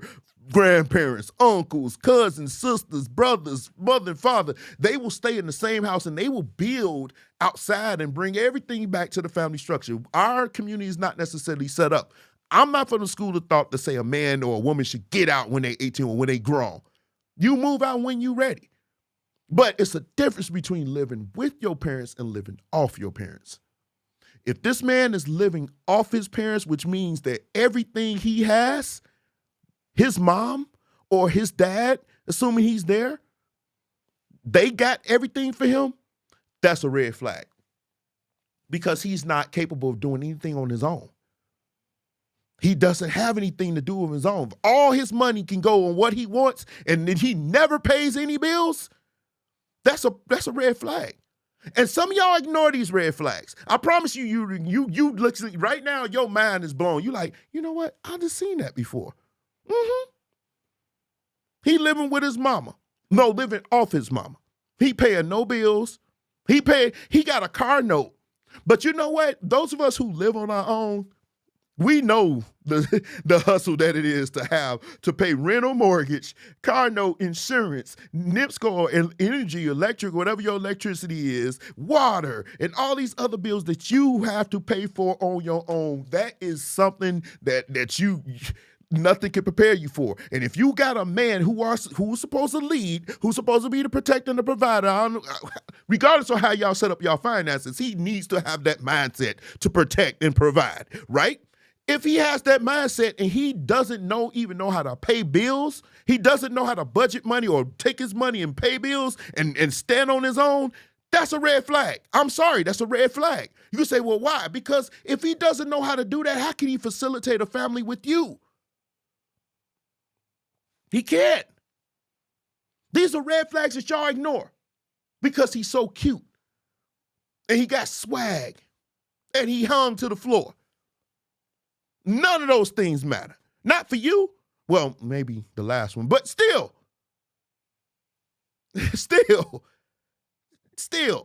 that's a red flag, okay? How is he on social media? Now, most of the men I know, we on social media, and I just mess around. I post a few stuff like that, and I joke around and stuff from my lives and stuff like that. Most men, educated men like myself and sophisticated men, they use Facebook. That's not their everything. You know, they use it for a purpose. I use it to communicate. I use it to network and stuff like that. But I'm not, if you notice, I'm a bass player. Tell me, ladies and gentlemen, when was the last time I posted a video of me playing bass? When was the last time? On any of my social media platforms. When's the last time? And how often do I post? A lot of men that are about their business and men that make a significant amount of money or above average, they don't really have time to live on social media like that. They post or whatever. They post every now and then and they leave it. And when I post videos of me in church or me on a gig, but during the week, I'm out here hustling. I got a lot going on right now. I'm out here hustling because I don't want to work for the rest of my life. Well, I do actually, but I don't want to work as hard for the rest of my life. There's things that I want to do, and I'm probably going to continue to do until they tag my toe, but I don't want to work as hard. So I'm working and I'm building towards something right now. I'm taking some things I'm investing. I could do better, but I'm taking some things that I'm investing. I'm doing some things to make it happen, right? But at the very end of the day, I'm not on social media like that, except for when I'm arguing with one of these bronze sexuals. That's the only time. I enjoy that, you know. But how a man that's always on social media like that, it means two things. Unless he's using it, some of us are using it for money. This is not for you. But those of you who just using it to get the thumbs up and get the likes, what do I even have that? Dang, I erased it. I used to have something. Oh, here it is. If you're on here just to get this, you're on here just to get the likes, then that's all he doing. You see him posting pictures really don't matter. They ain't what do they count for? He's doing that, then he's not out here making money for you. Why does this matter? Because our job is to provide and protect. That's our job. Most of you ladies, to be honest, you don't want broke men. So a man that's always on Facebook and always on here, and every time you turn around there in Guitar Center and posting videos, they're not making money for your family. The only thing they're doing is preparing yourself for your honeymoon, and your honeymoon's going to be spent on an air mattress. That's a man that's not about his business. Always on social media. Now, when I'm on, if I got a little downtime, yeah, I'll be on here, but I don't make it my everything. Like I said, I'll post every now and then, I'll share something, but I'm not actually, some people you turn around, they posting shoes, they posting food, they posting instruments, they posting everything else but them in the shower and them doing the job. What's going on? That's a red flag. Sorry. It's a red flag. A man with multiple phones that doesn't own a business is a red flag. I don't care what you say. One for business. What business do you have? Where's your LLC? Where's your LLC? If you got an LLC and this legit business and this ringing, a man with I've had the same phone since 2004.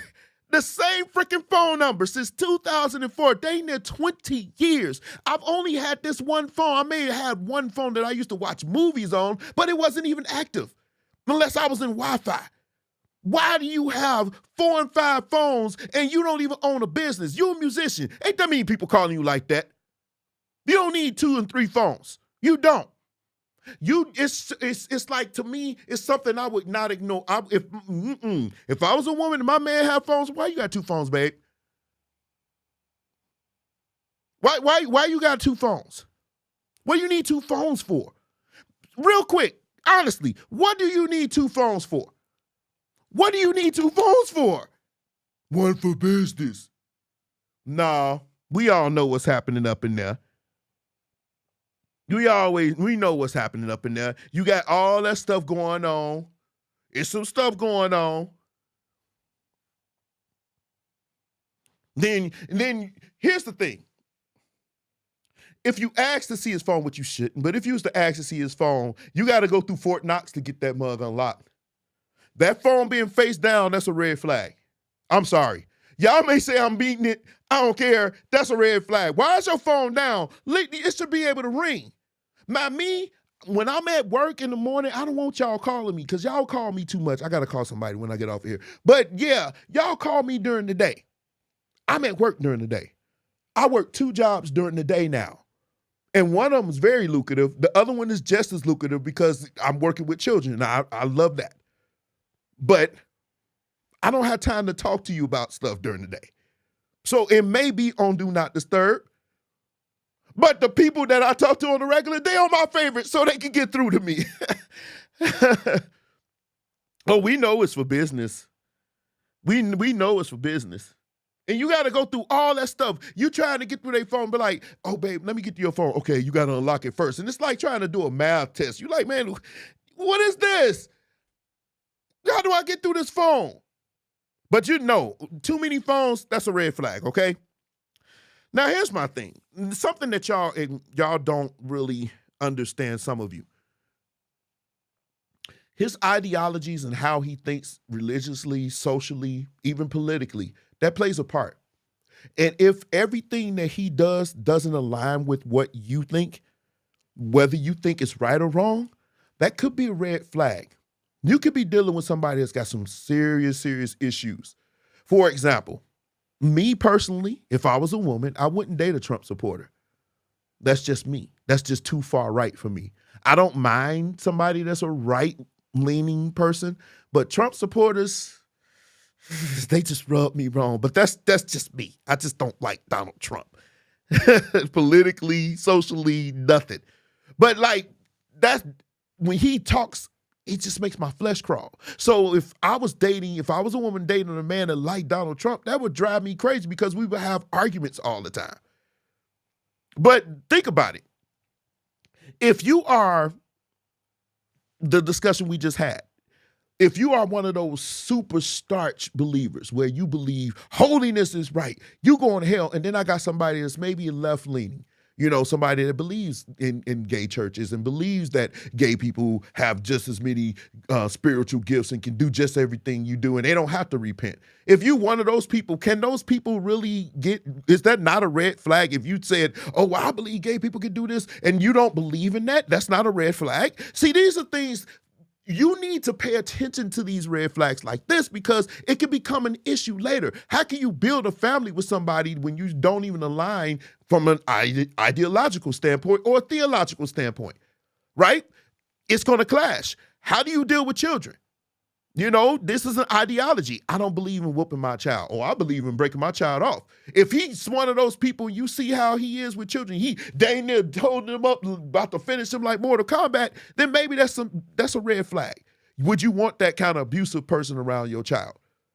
What does he feel about sex? Is he a pervert? Does he like porn? Every time you turn around, he's talking about sex. That could be a problem. That's a red flag. That's a red flag. And I just think that with this one, this is the one that always I feel flies under the radar because we don't think it's that important, especially that belief system. I ended up, it's crazy because I grew up Kojic. And so really, honestly, apostolics, a lot of them don't like Kojic like that. And, that's just the way it is. I've heard some say, we baptize in Jesus' name and y'all baptize in Father, Son, and Holy Ghost and all of this. So if I got with somebody that's an apostolic, would that be a red? Now, I'm not saying it would be, but is that a red flag? Yes or no? Yes or no? Most importantly, how does this man deal with difficult situations? Does he climb up? Does he run? Does he stand firm and deal with it? How does he deal with it? Is he calm? Is he sweating? Is he mad? Does he lash out? Is he wrathful? Is he vengeful? How does he deal with harsh situations? You being in the car with him, you being around him, you're going to see him at his best. You're going to see him at his worst. Even when you guys have difficult situations, how do they deal with those situations? How do they deal with those situations? That's a red flag. If I'm a man and I'm dealing with a tough situation and I'm crying and I'm going all off and I'm drive away, you ain't heard from me in 4 or 5 hours, that's a red flag because that's showing a man that's not willing and not strong enough to stand up because part of being a man is handling difficult situations. Your family gets their cue from you, right? The family gets their cue from you. So if the family is getting their cue from you and you are out here not handling, because a lot of men cannot handle situations very well. When they're faced with adversity, they'll break down. That's why number one is important. How were they raised? Were they raised to deal with difficult situations? Because you may be in a difficult situation. Some of you ladies out here thinking a man needs to handle you. So for you ladies, how does he deal with adversity? That is you. Me, I'm going to leave you, but that man that you deal with, how does he deal with those situations? Because you're going to respect me. Even if you don't like me, you're going to respect me. Amen, lights and walls. Now, ladies, hashtag, what did I miss? I brought stuff that I think you would, red flags you shouldn't miss. Tell me what I missed. What red flags that trigger you? real fast before I move to the part that most men want me to go, because I'm going to go in on the lady. Sorry. Let me know if I missed anything. Put a hashtag in what you think I missed. And then I move. Okay. While you're doing that, if I see it, I'll stop. I'm going to go to the ladies. Woo! This is about to be fun. This is about to be fun. This is about to be fun. This is about to be fun. Because, let me be honest, there's never been a platform that actually tells you what you need to hear from the men. A lot of the stuff that I said, you probably heard. We know that already, right? Because you've had 40 to 50 years to hear it. But now you're about to hear from the men and what we look for, what the red flags that we're not going to miss, okay? It's always going to be, number one, how were they raised? I personally believe, now these are just my opinions, when a woman is not raised with the father in the home, she doesn't know how to deal with the man. She doesn't know how to cater to him. She doesn't know how to respect him. She does not know how to yield to him. She's used to a woman running and doing everything. So that may be something that carries with her. So a woman that's raised with a man not in the house, not in her life, no positive men around, that's a red flag for me, because the first thing I'm going to think is how we're going to mesh. Is she ready? Because one thing you guys probably picked up from me is that I'm not the kind of man that's going to follow anybody. I am a leader. So as a leader, I don't need you to lead me. I need you to yield to my authority, which is to lead the family and respect you as my woman to help me in this leading role. Because we're not a good leaders unless we got good followers. And if you're not willing, if you've been raised in a house where she's the man, that's going to be a problem. Especially if she is a man to be herself. Some of us, think about it, fellas. How many women have you dated when you met their mama, she was more man than you? The way she carried it, how aggressive she was, the way she walked, how loud she was, how demanding she was. She could walk in a room and fill a room, not with her beauty, not with her femininity, but her loud mouth, her attitude, and everything else. This is the person that raised your woman. There is no way in the world somebody could raise your woman that many years and none of those traits rub off on her. That's a red flag for me.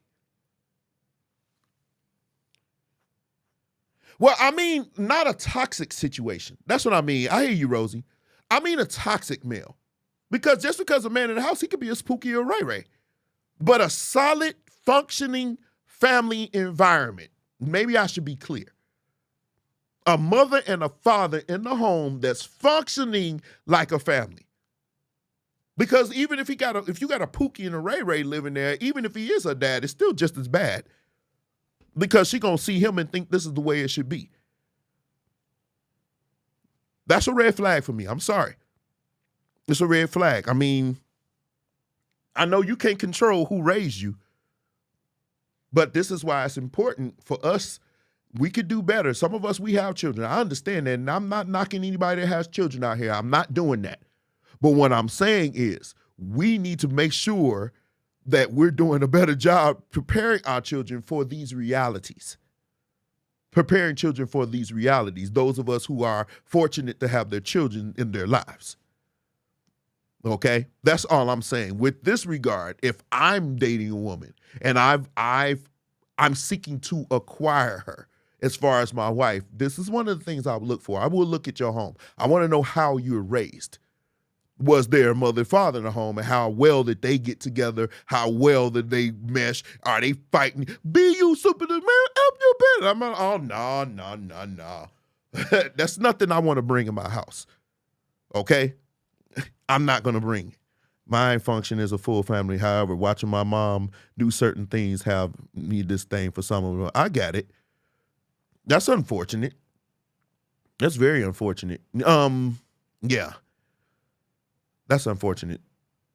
My family functioned well. You know, my father and mother, they function well. So I thank God that I grew up in a house where I saw a father that provided and protected. I saw a mom that, even though my mom could lead, she could lead, But she yielded to see my mom with her strength and her ability to yield that authority to my father. That meant everything to me. So it could be done. Now, when my father went on, to be with the Lord, my mama did take up a more of a, matriarchal, a stronger role. She facilitated both for all of us. But she showed that she could do that. And that was amazing to me. Believe it or not, she may not even know this, but that was amazing to me because it showed that my mom could yield to my father. We did not communicate. Okay, okay. Yeah. Yeah, that's unfortunate. Now, here's the thing. How do women communicate? It's a red flag with me, the stuff that y'all find funny and the way that you think men can read your mind. I saw a post. Everybody had their own zone and play their own parts. That's not necessarily a good thing, sweetheart. But I saw a post, and I took out the name. I took out the picture, and I took out the name because I don't want to attack you. I'm attacking what you said. Check this out. This is red flag on point. Woo! This is a red flag. Where is it? Check this out.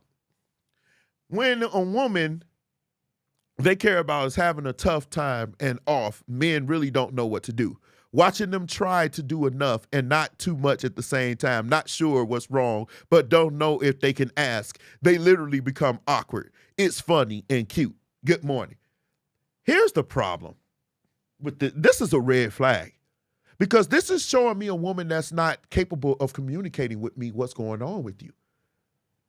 So you expect me to guess, and we don't know what's wrong with you.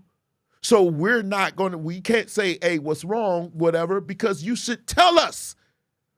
This is a red flag, ladies and gentlemen. This is a red, I see you, Rosie. This is a red flag. Tell me if I'm wrong, fellas. This is a woman that expects you to read her mind and guess what's wrong with her. This is a red flag, and you think it's cute. So if I'm looking and see, the problem is what y'all don't understand is y'all say, well, this is what they post online. What you don't understand is 39% and climbing of these relationships now. They said it'd be at over 50% in the next 2 years where people are meeting online to date. So if I'm online, I'm looking for a woman, I look at your picture and I'm saying, oh, you cute. And then I read this. Red flag. Red flag. That's a red flag. How you communicate is a red flag. And some of you communicate in the most evil ways.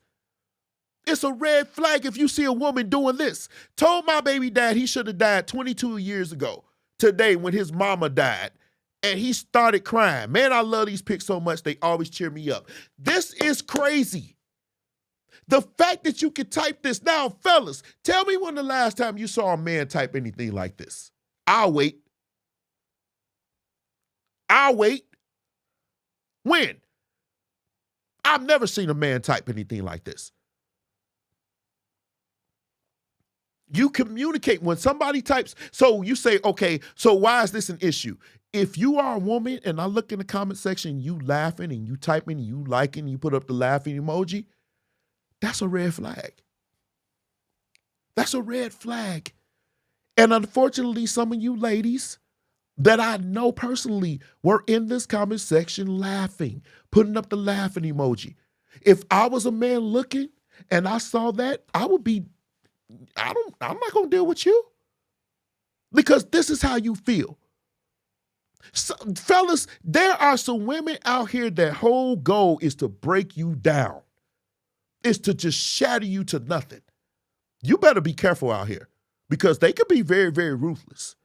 See, they don't understand that when men love, we love. And one person we love is our mama. And for you to wish me dead on the day that your mama died, when his mama died, oh God, it gets no worse than that. It gets no worse than that. That's crazy. But just like men, another red flag with women is controlling. I've been in those situations where you going? Who you going with? Who is that? Who was on the phone? Who calling you? This, that. Now, we all ask those questions. But some of us, it's just as harmless as anything. But I'm talking about that. Who is that? Where you going? Where you at? Where you at? Where you at? I mean, it's just crazy. And some of you really, really wild because some of you actually were liking this post right here.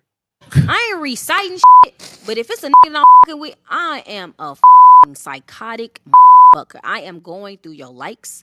I am going through your comments. I am going through your followers. I'm going through your followers. That follower went up one. Hello? Who you just followed? This nigga Let told me me go he through was the followers. this nigga told me he was going to the club one time. Let me tell you how crazy I am. He told me he was going to the club. I found every that worked in that club. And I looked to see if he followed any of them bitches. I'm just telling you, and so I looked to see like who them bitches was. I'm like, okay, that's his type. That's his type. That's his type. Let this come back with an extra follow, and I looked them up, and that's in your followers. I'm gonna beat your ass, cause now what you following her for? Cause now I'm gonna beat your ass, and that happened before, and I had to beat everybody ass because what you getting the DMs for? I mean, what you getting the Instagram for? You cannot make this shift up. That's a controlling, psychotic woman. But guess what? Fellas, don't ignore the red flag. So what do you mean? There has been issues that I've had long ago when somebody said, hey, when did she start following you? And I don't even know who you talking about. But now you asking me about somebody I don't even know why she following me. Those are red flags, fellas. That is somebody that's gonna be hell because you gonna catch hell for women you ain't even slept with yet. I said yet that you ain't even slept with. And you got a woman on here talking about she gonna be. See, it's that.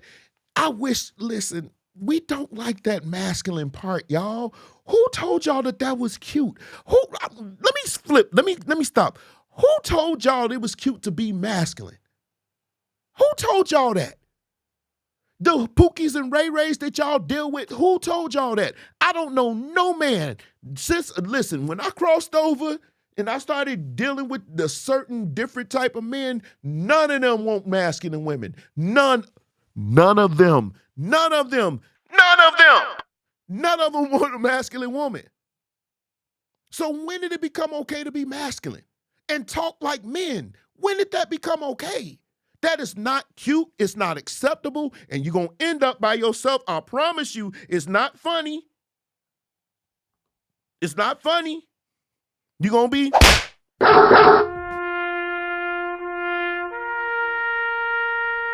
That's going to be you. That dog. That's you. Because it's not cute.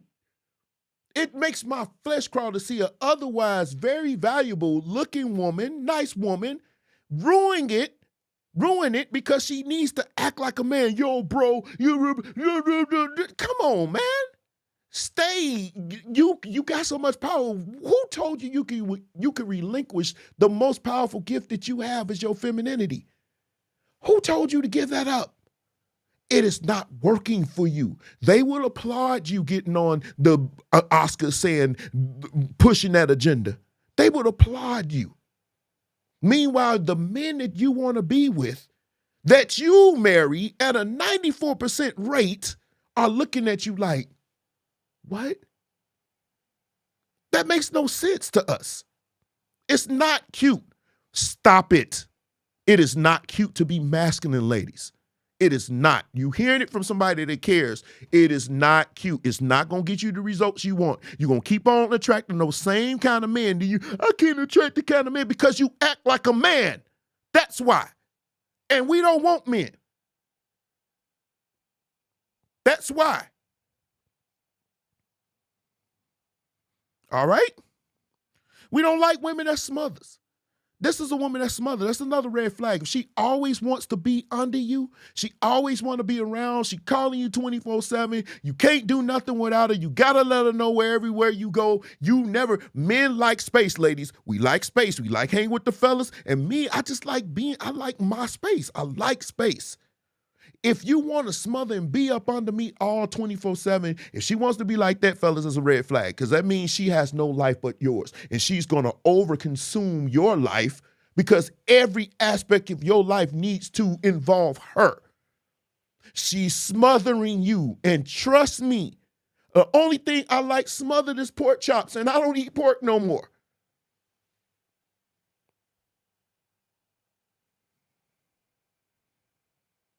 Thank you, Tayana. women. Another red flag, fellas. If you see a woman and she's dressed all crazy, this is the most the craziest that I've seen, my hood bandits. But if she dressing all crazy, or she got her gazoombas hanging all out, and she taking pictures and everything else, I don't care what you say. Well, she's just comfortable. Most men, I remember meeting this man makes $300,000 a year. I've been meeting a lot of those dudes. But he said he liked his women to dress modest. Modest. I mean, what's modesty? Modesty means you give me just enough to want you, but not so much where you push me away where I think you're a strumpet.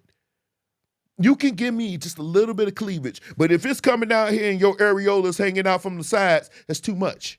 That's what I mean. It's modesty. You can give me just enough to know, hey, I got this.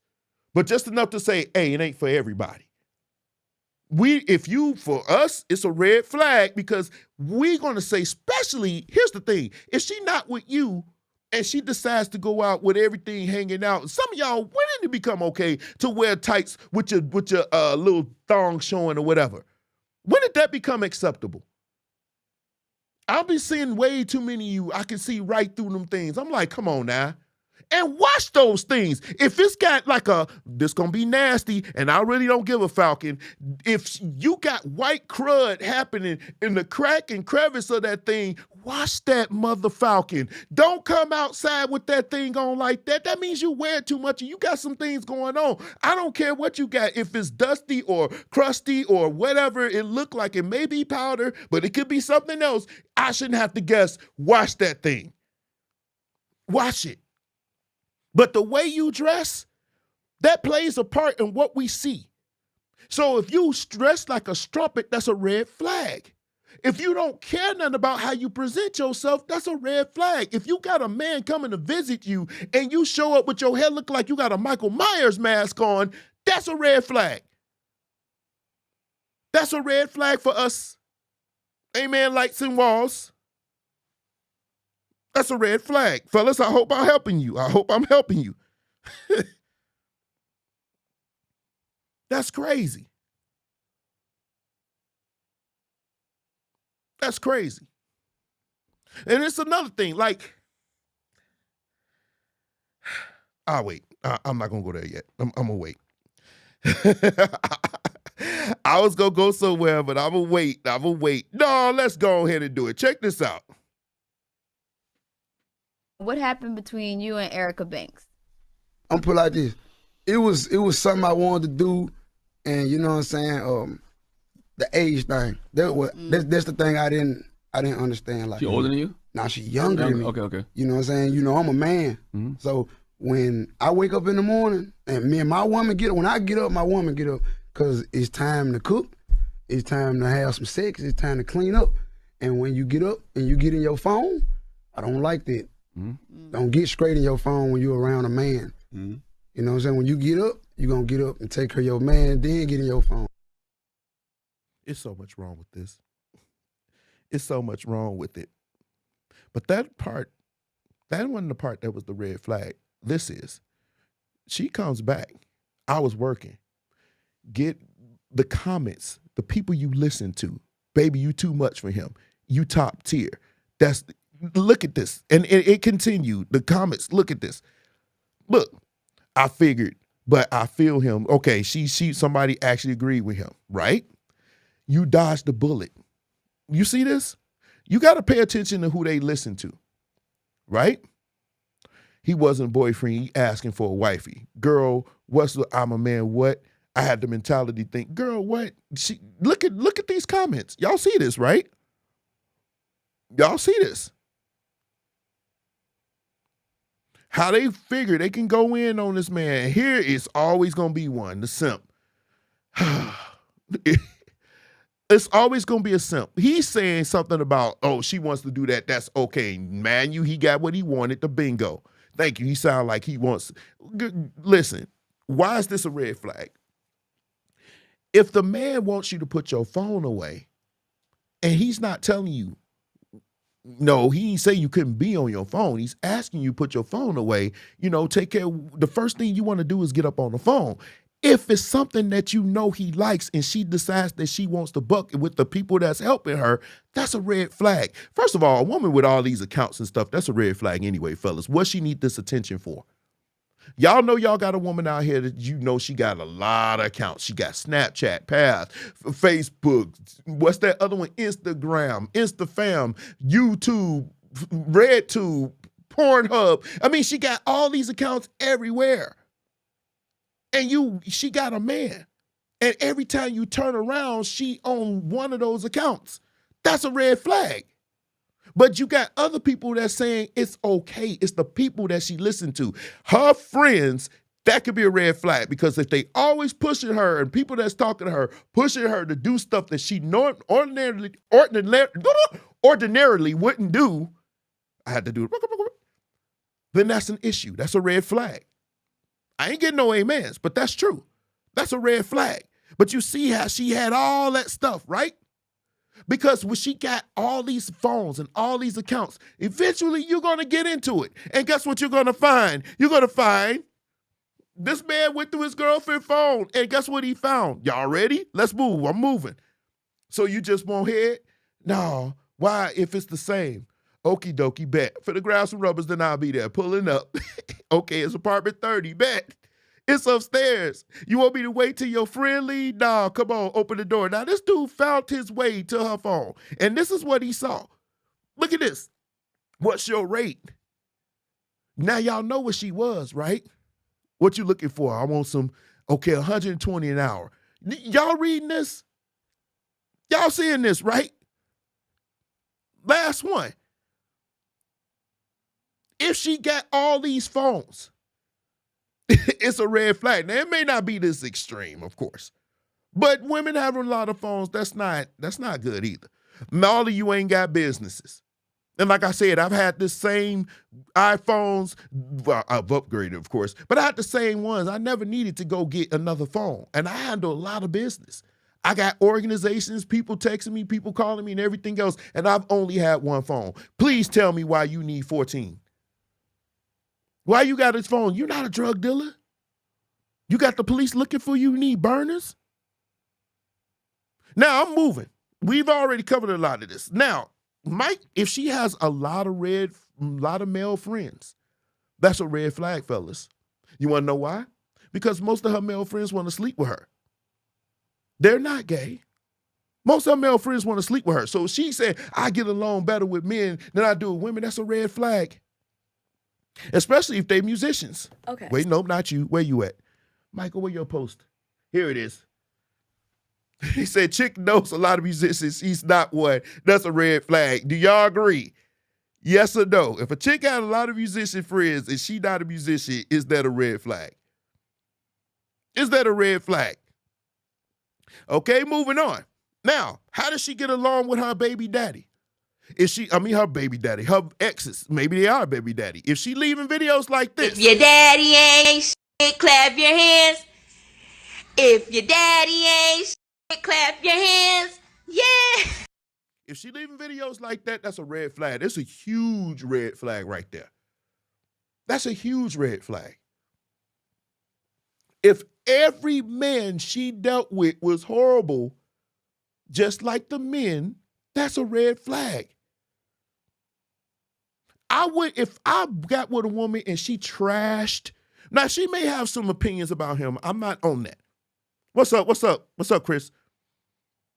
If she had a male friend, I wouldn't trip. But if she had an ex, and she felt the way about him and she explained why, that's fine. But if it's continuous, and if she trashing the father not having, not having a woman, an issue with them. I'm talking about straight trashing. Every man you got with ain't trash. And here's another thing you forget. You let some of them hit. So you're asking us to pay a higher price because we got to come after, pause, but not really, somebody else that you don't feel, the many men or men that you dealt with before. So I want to know. I want to know how it ended and why. And let's be honest. Most of us not going to be honest with how our last relationship. I've been honest. I was honest, and people was on video at church. I told them it was me. I said it was me. I was broke. I ain't had nothing. So why should she respect me? And she treated me accordingly, I feel. That's what I feel. I feel she treated me accordingly. But it was me. I was the one that wasn't doing what I was supposed to do. But how many of you ladies are going to honestly say, in your relationships, it was me. I was too much? I mean, can you be honest? Can you be honest? My guess, really, honestly, that's the biggest one. That was the biggest one. Because every time I get on here, I see somebody say my baby daddy ain't S, or my baby daddy number 3, or this and he wasn't this, or men ain't S, and this. It's always the other person's fault. And those are women you need to watch too. Red flags. That doesn't mean you don't deal with them. It doesn't mean you cut them off. It doesn't mean you break up with them. It just means you just pay attention to them, fellas. It's a lot of stuff. Tell me what I missed. But I think I covered a lot of stuff for the obvious. I mean, for real, to be honest with you.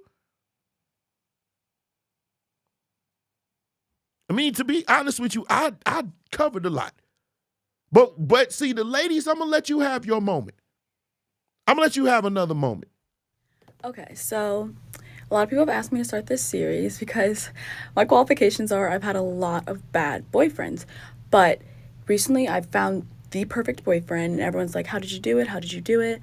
And I'm like, I had to start paying attention to what early signs were making these men so terrible down the line, because basically in every case, I would date someone, they were amazing for 3 to 6 months top, and then out of nowhere, they're a fucking psychopath.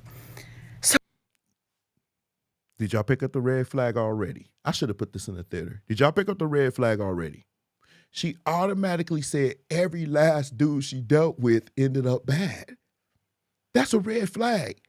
Because out of every man, that means if for nothing else, you are incapable of choosing good men or attracting good men.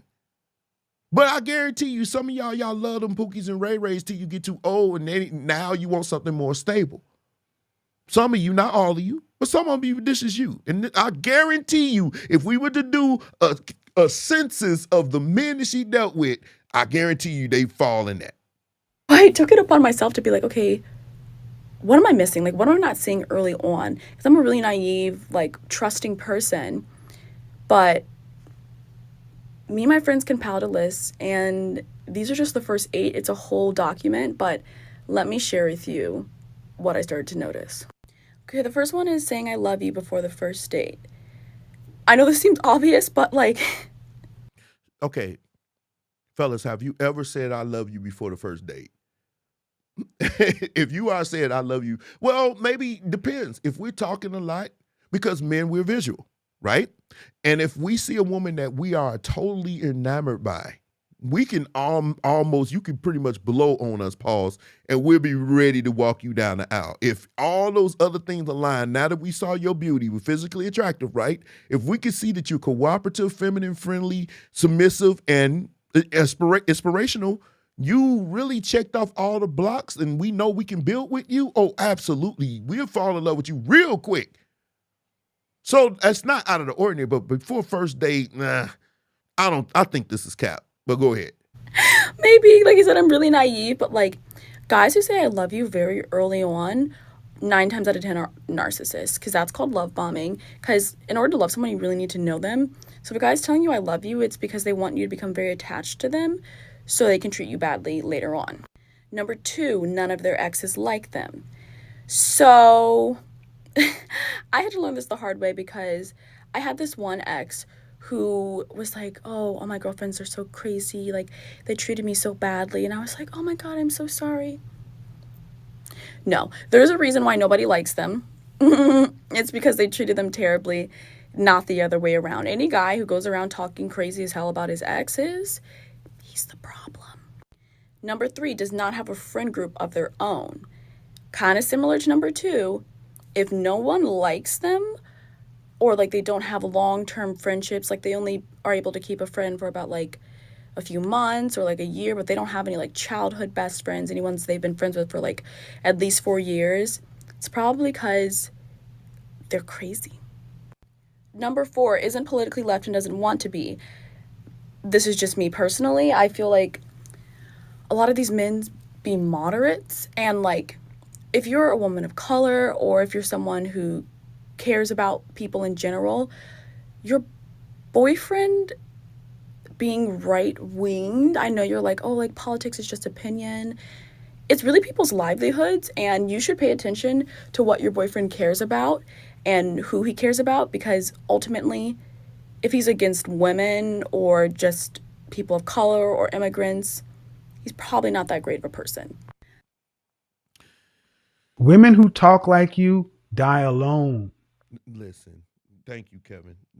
Listen, now y'all read the red flags. You heard her speak about the red flags with men. Fellas, did you see the red flags with her?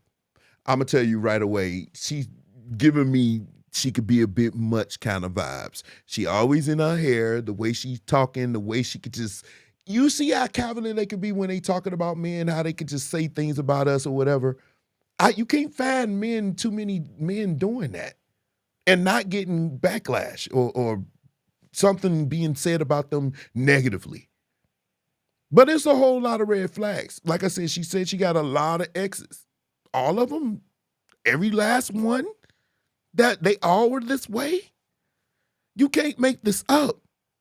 But see, the red flags, here's the thing, and we're going. Here's why I feel about red flags. Like I said, they're not the end all be all. There was a show, like I said, Married at First Sight. Not this one. This is a stat. Married at First Sight. You see all these couples. This is the season that I'm in right now. I've been watching this. I'm actually going to watch it as I, probably finish up this salad that I was enjoying before I got ready for the show. I'm only concerned with the one at the far top right and the one at the bottom left. Why? Because these are our people. These are us. 86%, 85% of us black men, we will marry a black woman. 94% of black women will marry a black man. And as men progress in stature and income, we marry black women even more. In fact, we are the top demographic at that. So this is important to me. Yeah, I know. I'm about to get off. I'm actually done. I'm just doing my closing right now. As I close. It was a good show. I had fun. But listen, just because somebody has a red flag doesn't mean you throw them away. It doesn't mean that you just throw them away. That's why we're adults. Men and women. This is why we're adults. We are adults because our jobs and our responsibility is to work through these issues, is to be better at our communication. So if we see a red flag, we are supposed to talk about it. We are supposed to bring it up. We are supposed to handle it like adults. I believe that even with these red flags, and we presented a lot, there's a lot of red flags, even more if we kept going. It's a lot of red flags, and I just feel like it's needed because we don't see them. Before I went live, I actually thought about so many red flags that I actually ignored. I ignored a lot of red flags, especially coming up. A lot of red flags. They show themselves very early. But if you are mature enough to deal with these situations and talk and communicate with the person that you're aspiring to be with, for one, that person will respect you. They may not like you, but they respect you. They respect the fact that you actually came to speak to them about the situation. But it's something I want to show you before we go. Remember the couples? This man's name is Woody. Her name is Amani. They met on this Married at First Sight. They had a lot of red flags. I saw red flags. One of the red flags was she said she was going to cut her hair off. He said, no, you can't do that without talking to me. You know, that's not cool. And she was like, well, it's my hair. I can do what I want to do. That's a red flag. Because this is a woman that you saying going to be combative, going to be argumentative. I want this, and you're going to totally tell me you're going to do what you want to do. But they worked through those situations. There was a red flag for me because it's early in the relationship. They didn't know each other, right? Red flags usually show themselves early. But guess what? They worked through their red flags. And now they're still married. And they just had a baby. So red flags doesn't mean that you just throw the person away. You have to be responsible and mature enough to communicate these situations like adults. Another couple that was on there named Miles and Karen, they had a lot of issues going in. She felt like he was too emotional. She felt like he was this and that. And she didn't even think they was going to make it. I mean, he was frustrated because she wouldn't have sex with them and everything else. But guess what? They worked through those red flags. They worked through those issues. They communicated. And guess what? They're still married. They still together. So just because we just had a long talk about red flags doesn't mean that it's the end-all be-all. If you are mature and if you are serious about attracting, or a man, you're serious about acquiring the woman that you want, there will be red flags. That's part of it. That is part of the dating game. You're not going to meet anybody in this dating game where everything's perfect. That's unrealistic. But you need to be able to communicate, and you need to assess the level of these red flags and how much you're willing to take. How much you're willing to invest into this situation, knowing that these red flags exist. And so, if you are mature, you can be these couples. You can be these couples and work through these red flags and mature and grow together. And then on the other side, you will come to find that I love you even more. Because any relationship worth anything, even early on, it's going to have some issues. And the more you deal with those situations, you proving that we can work through these situations, the stronger your relationship will be, even from jump. You still don't ignore those red flags. You just are mature enough to deal with them. You're mature enough to communicate, and you're mature enough to walk away when it's needed. You are strong enough to walk away and start all over with someone else. All right? I hope this helped y'all. Did y'all enjoy it? Did y'all enjoy the show? We did. We covered a lot tonight. And I got a couple of late ones. Man, I needed to do that. That Preacher's Going Wild. That was absolutely crazy. And that kind of went longer. But I appreciate you guys for staying with me. We are long, but I'm about to jump off of here anyway. But I do love you. Next week, we cover something, and I'm going to tell you what we cover. Y'all need to stop lying to yourselves. You need to stop listening to your friends that lie to you. As it relates to this thing right here, how you feel about yourself, it's important, but it don't mean everything. Don't let people gas you up into something that's not real. And that's what we're going to talk about next week. It's going to be very, very, and next week, I promise you, it won't be this long. Y'all got to get those preachers going wild in faster. But I had to express some couple of things about that LGBTQ thing. So that kind of went long. But I really, really going to check the replay. Yeah, go ahead, Chris. And man, listen, it was fun. I love doing these shows for you guys, and I hope you enjoyed the show. We'll be back next week. We'll cover the lies we tell each other and the lies that some of y'all believe. Do you lie to yourself? I used to. I ain't gonna even lie. I've been sharing a lot of my personal stuff. I don't like to do that. But I do. You tend to tell yourself lies to keep you going. The dating market is very, very cutthroat, and sometimes you lie to tell yourself lies to keep you going. But sometimes you got to be real with yourself. And next week we're gonna talk about it. Okay? I love you guys. You could be anywhere else, but you were here, and so I bid you adieu. I'm about to go eat. Take care. Bye.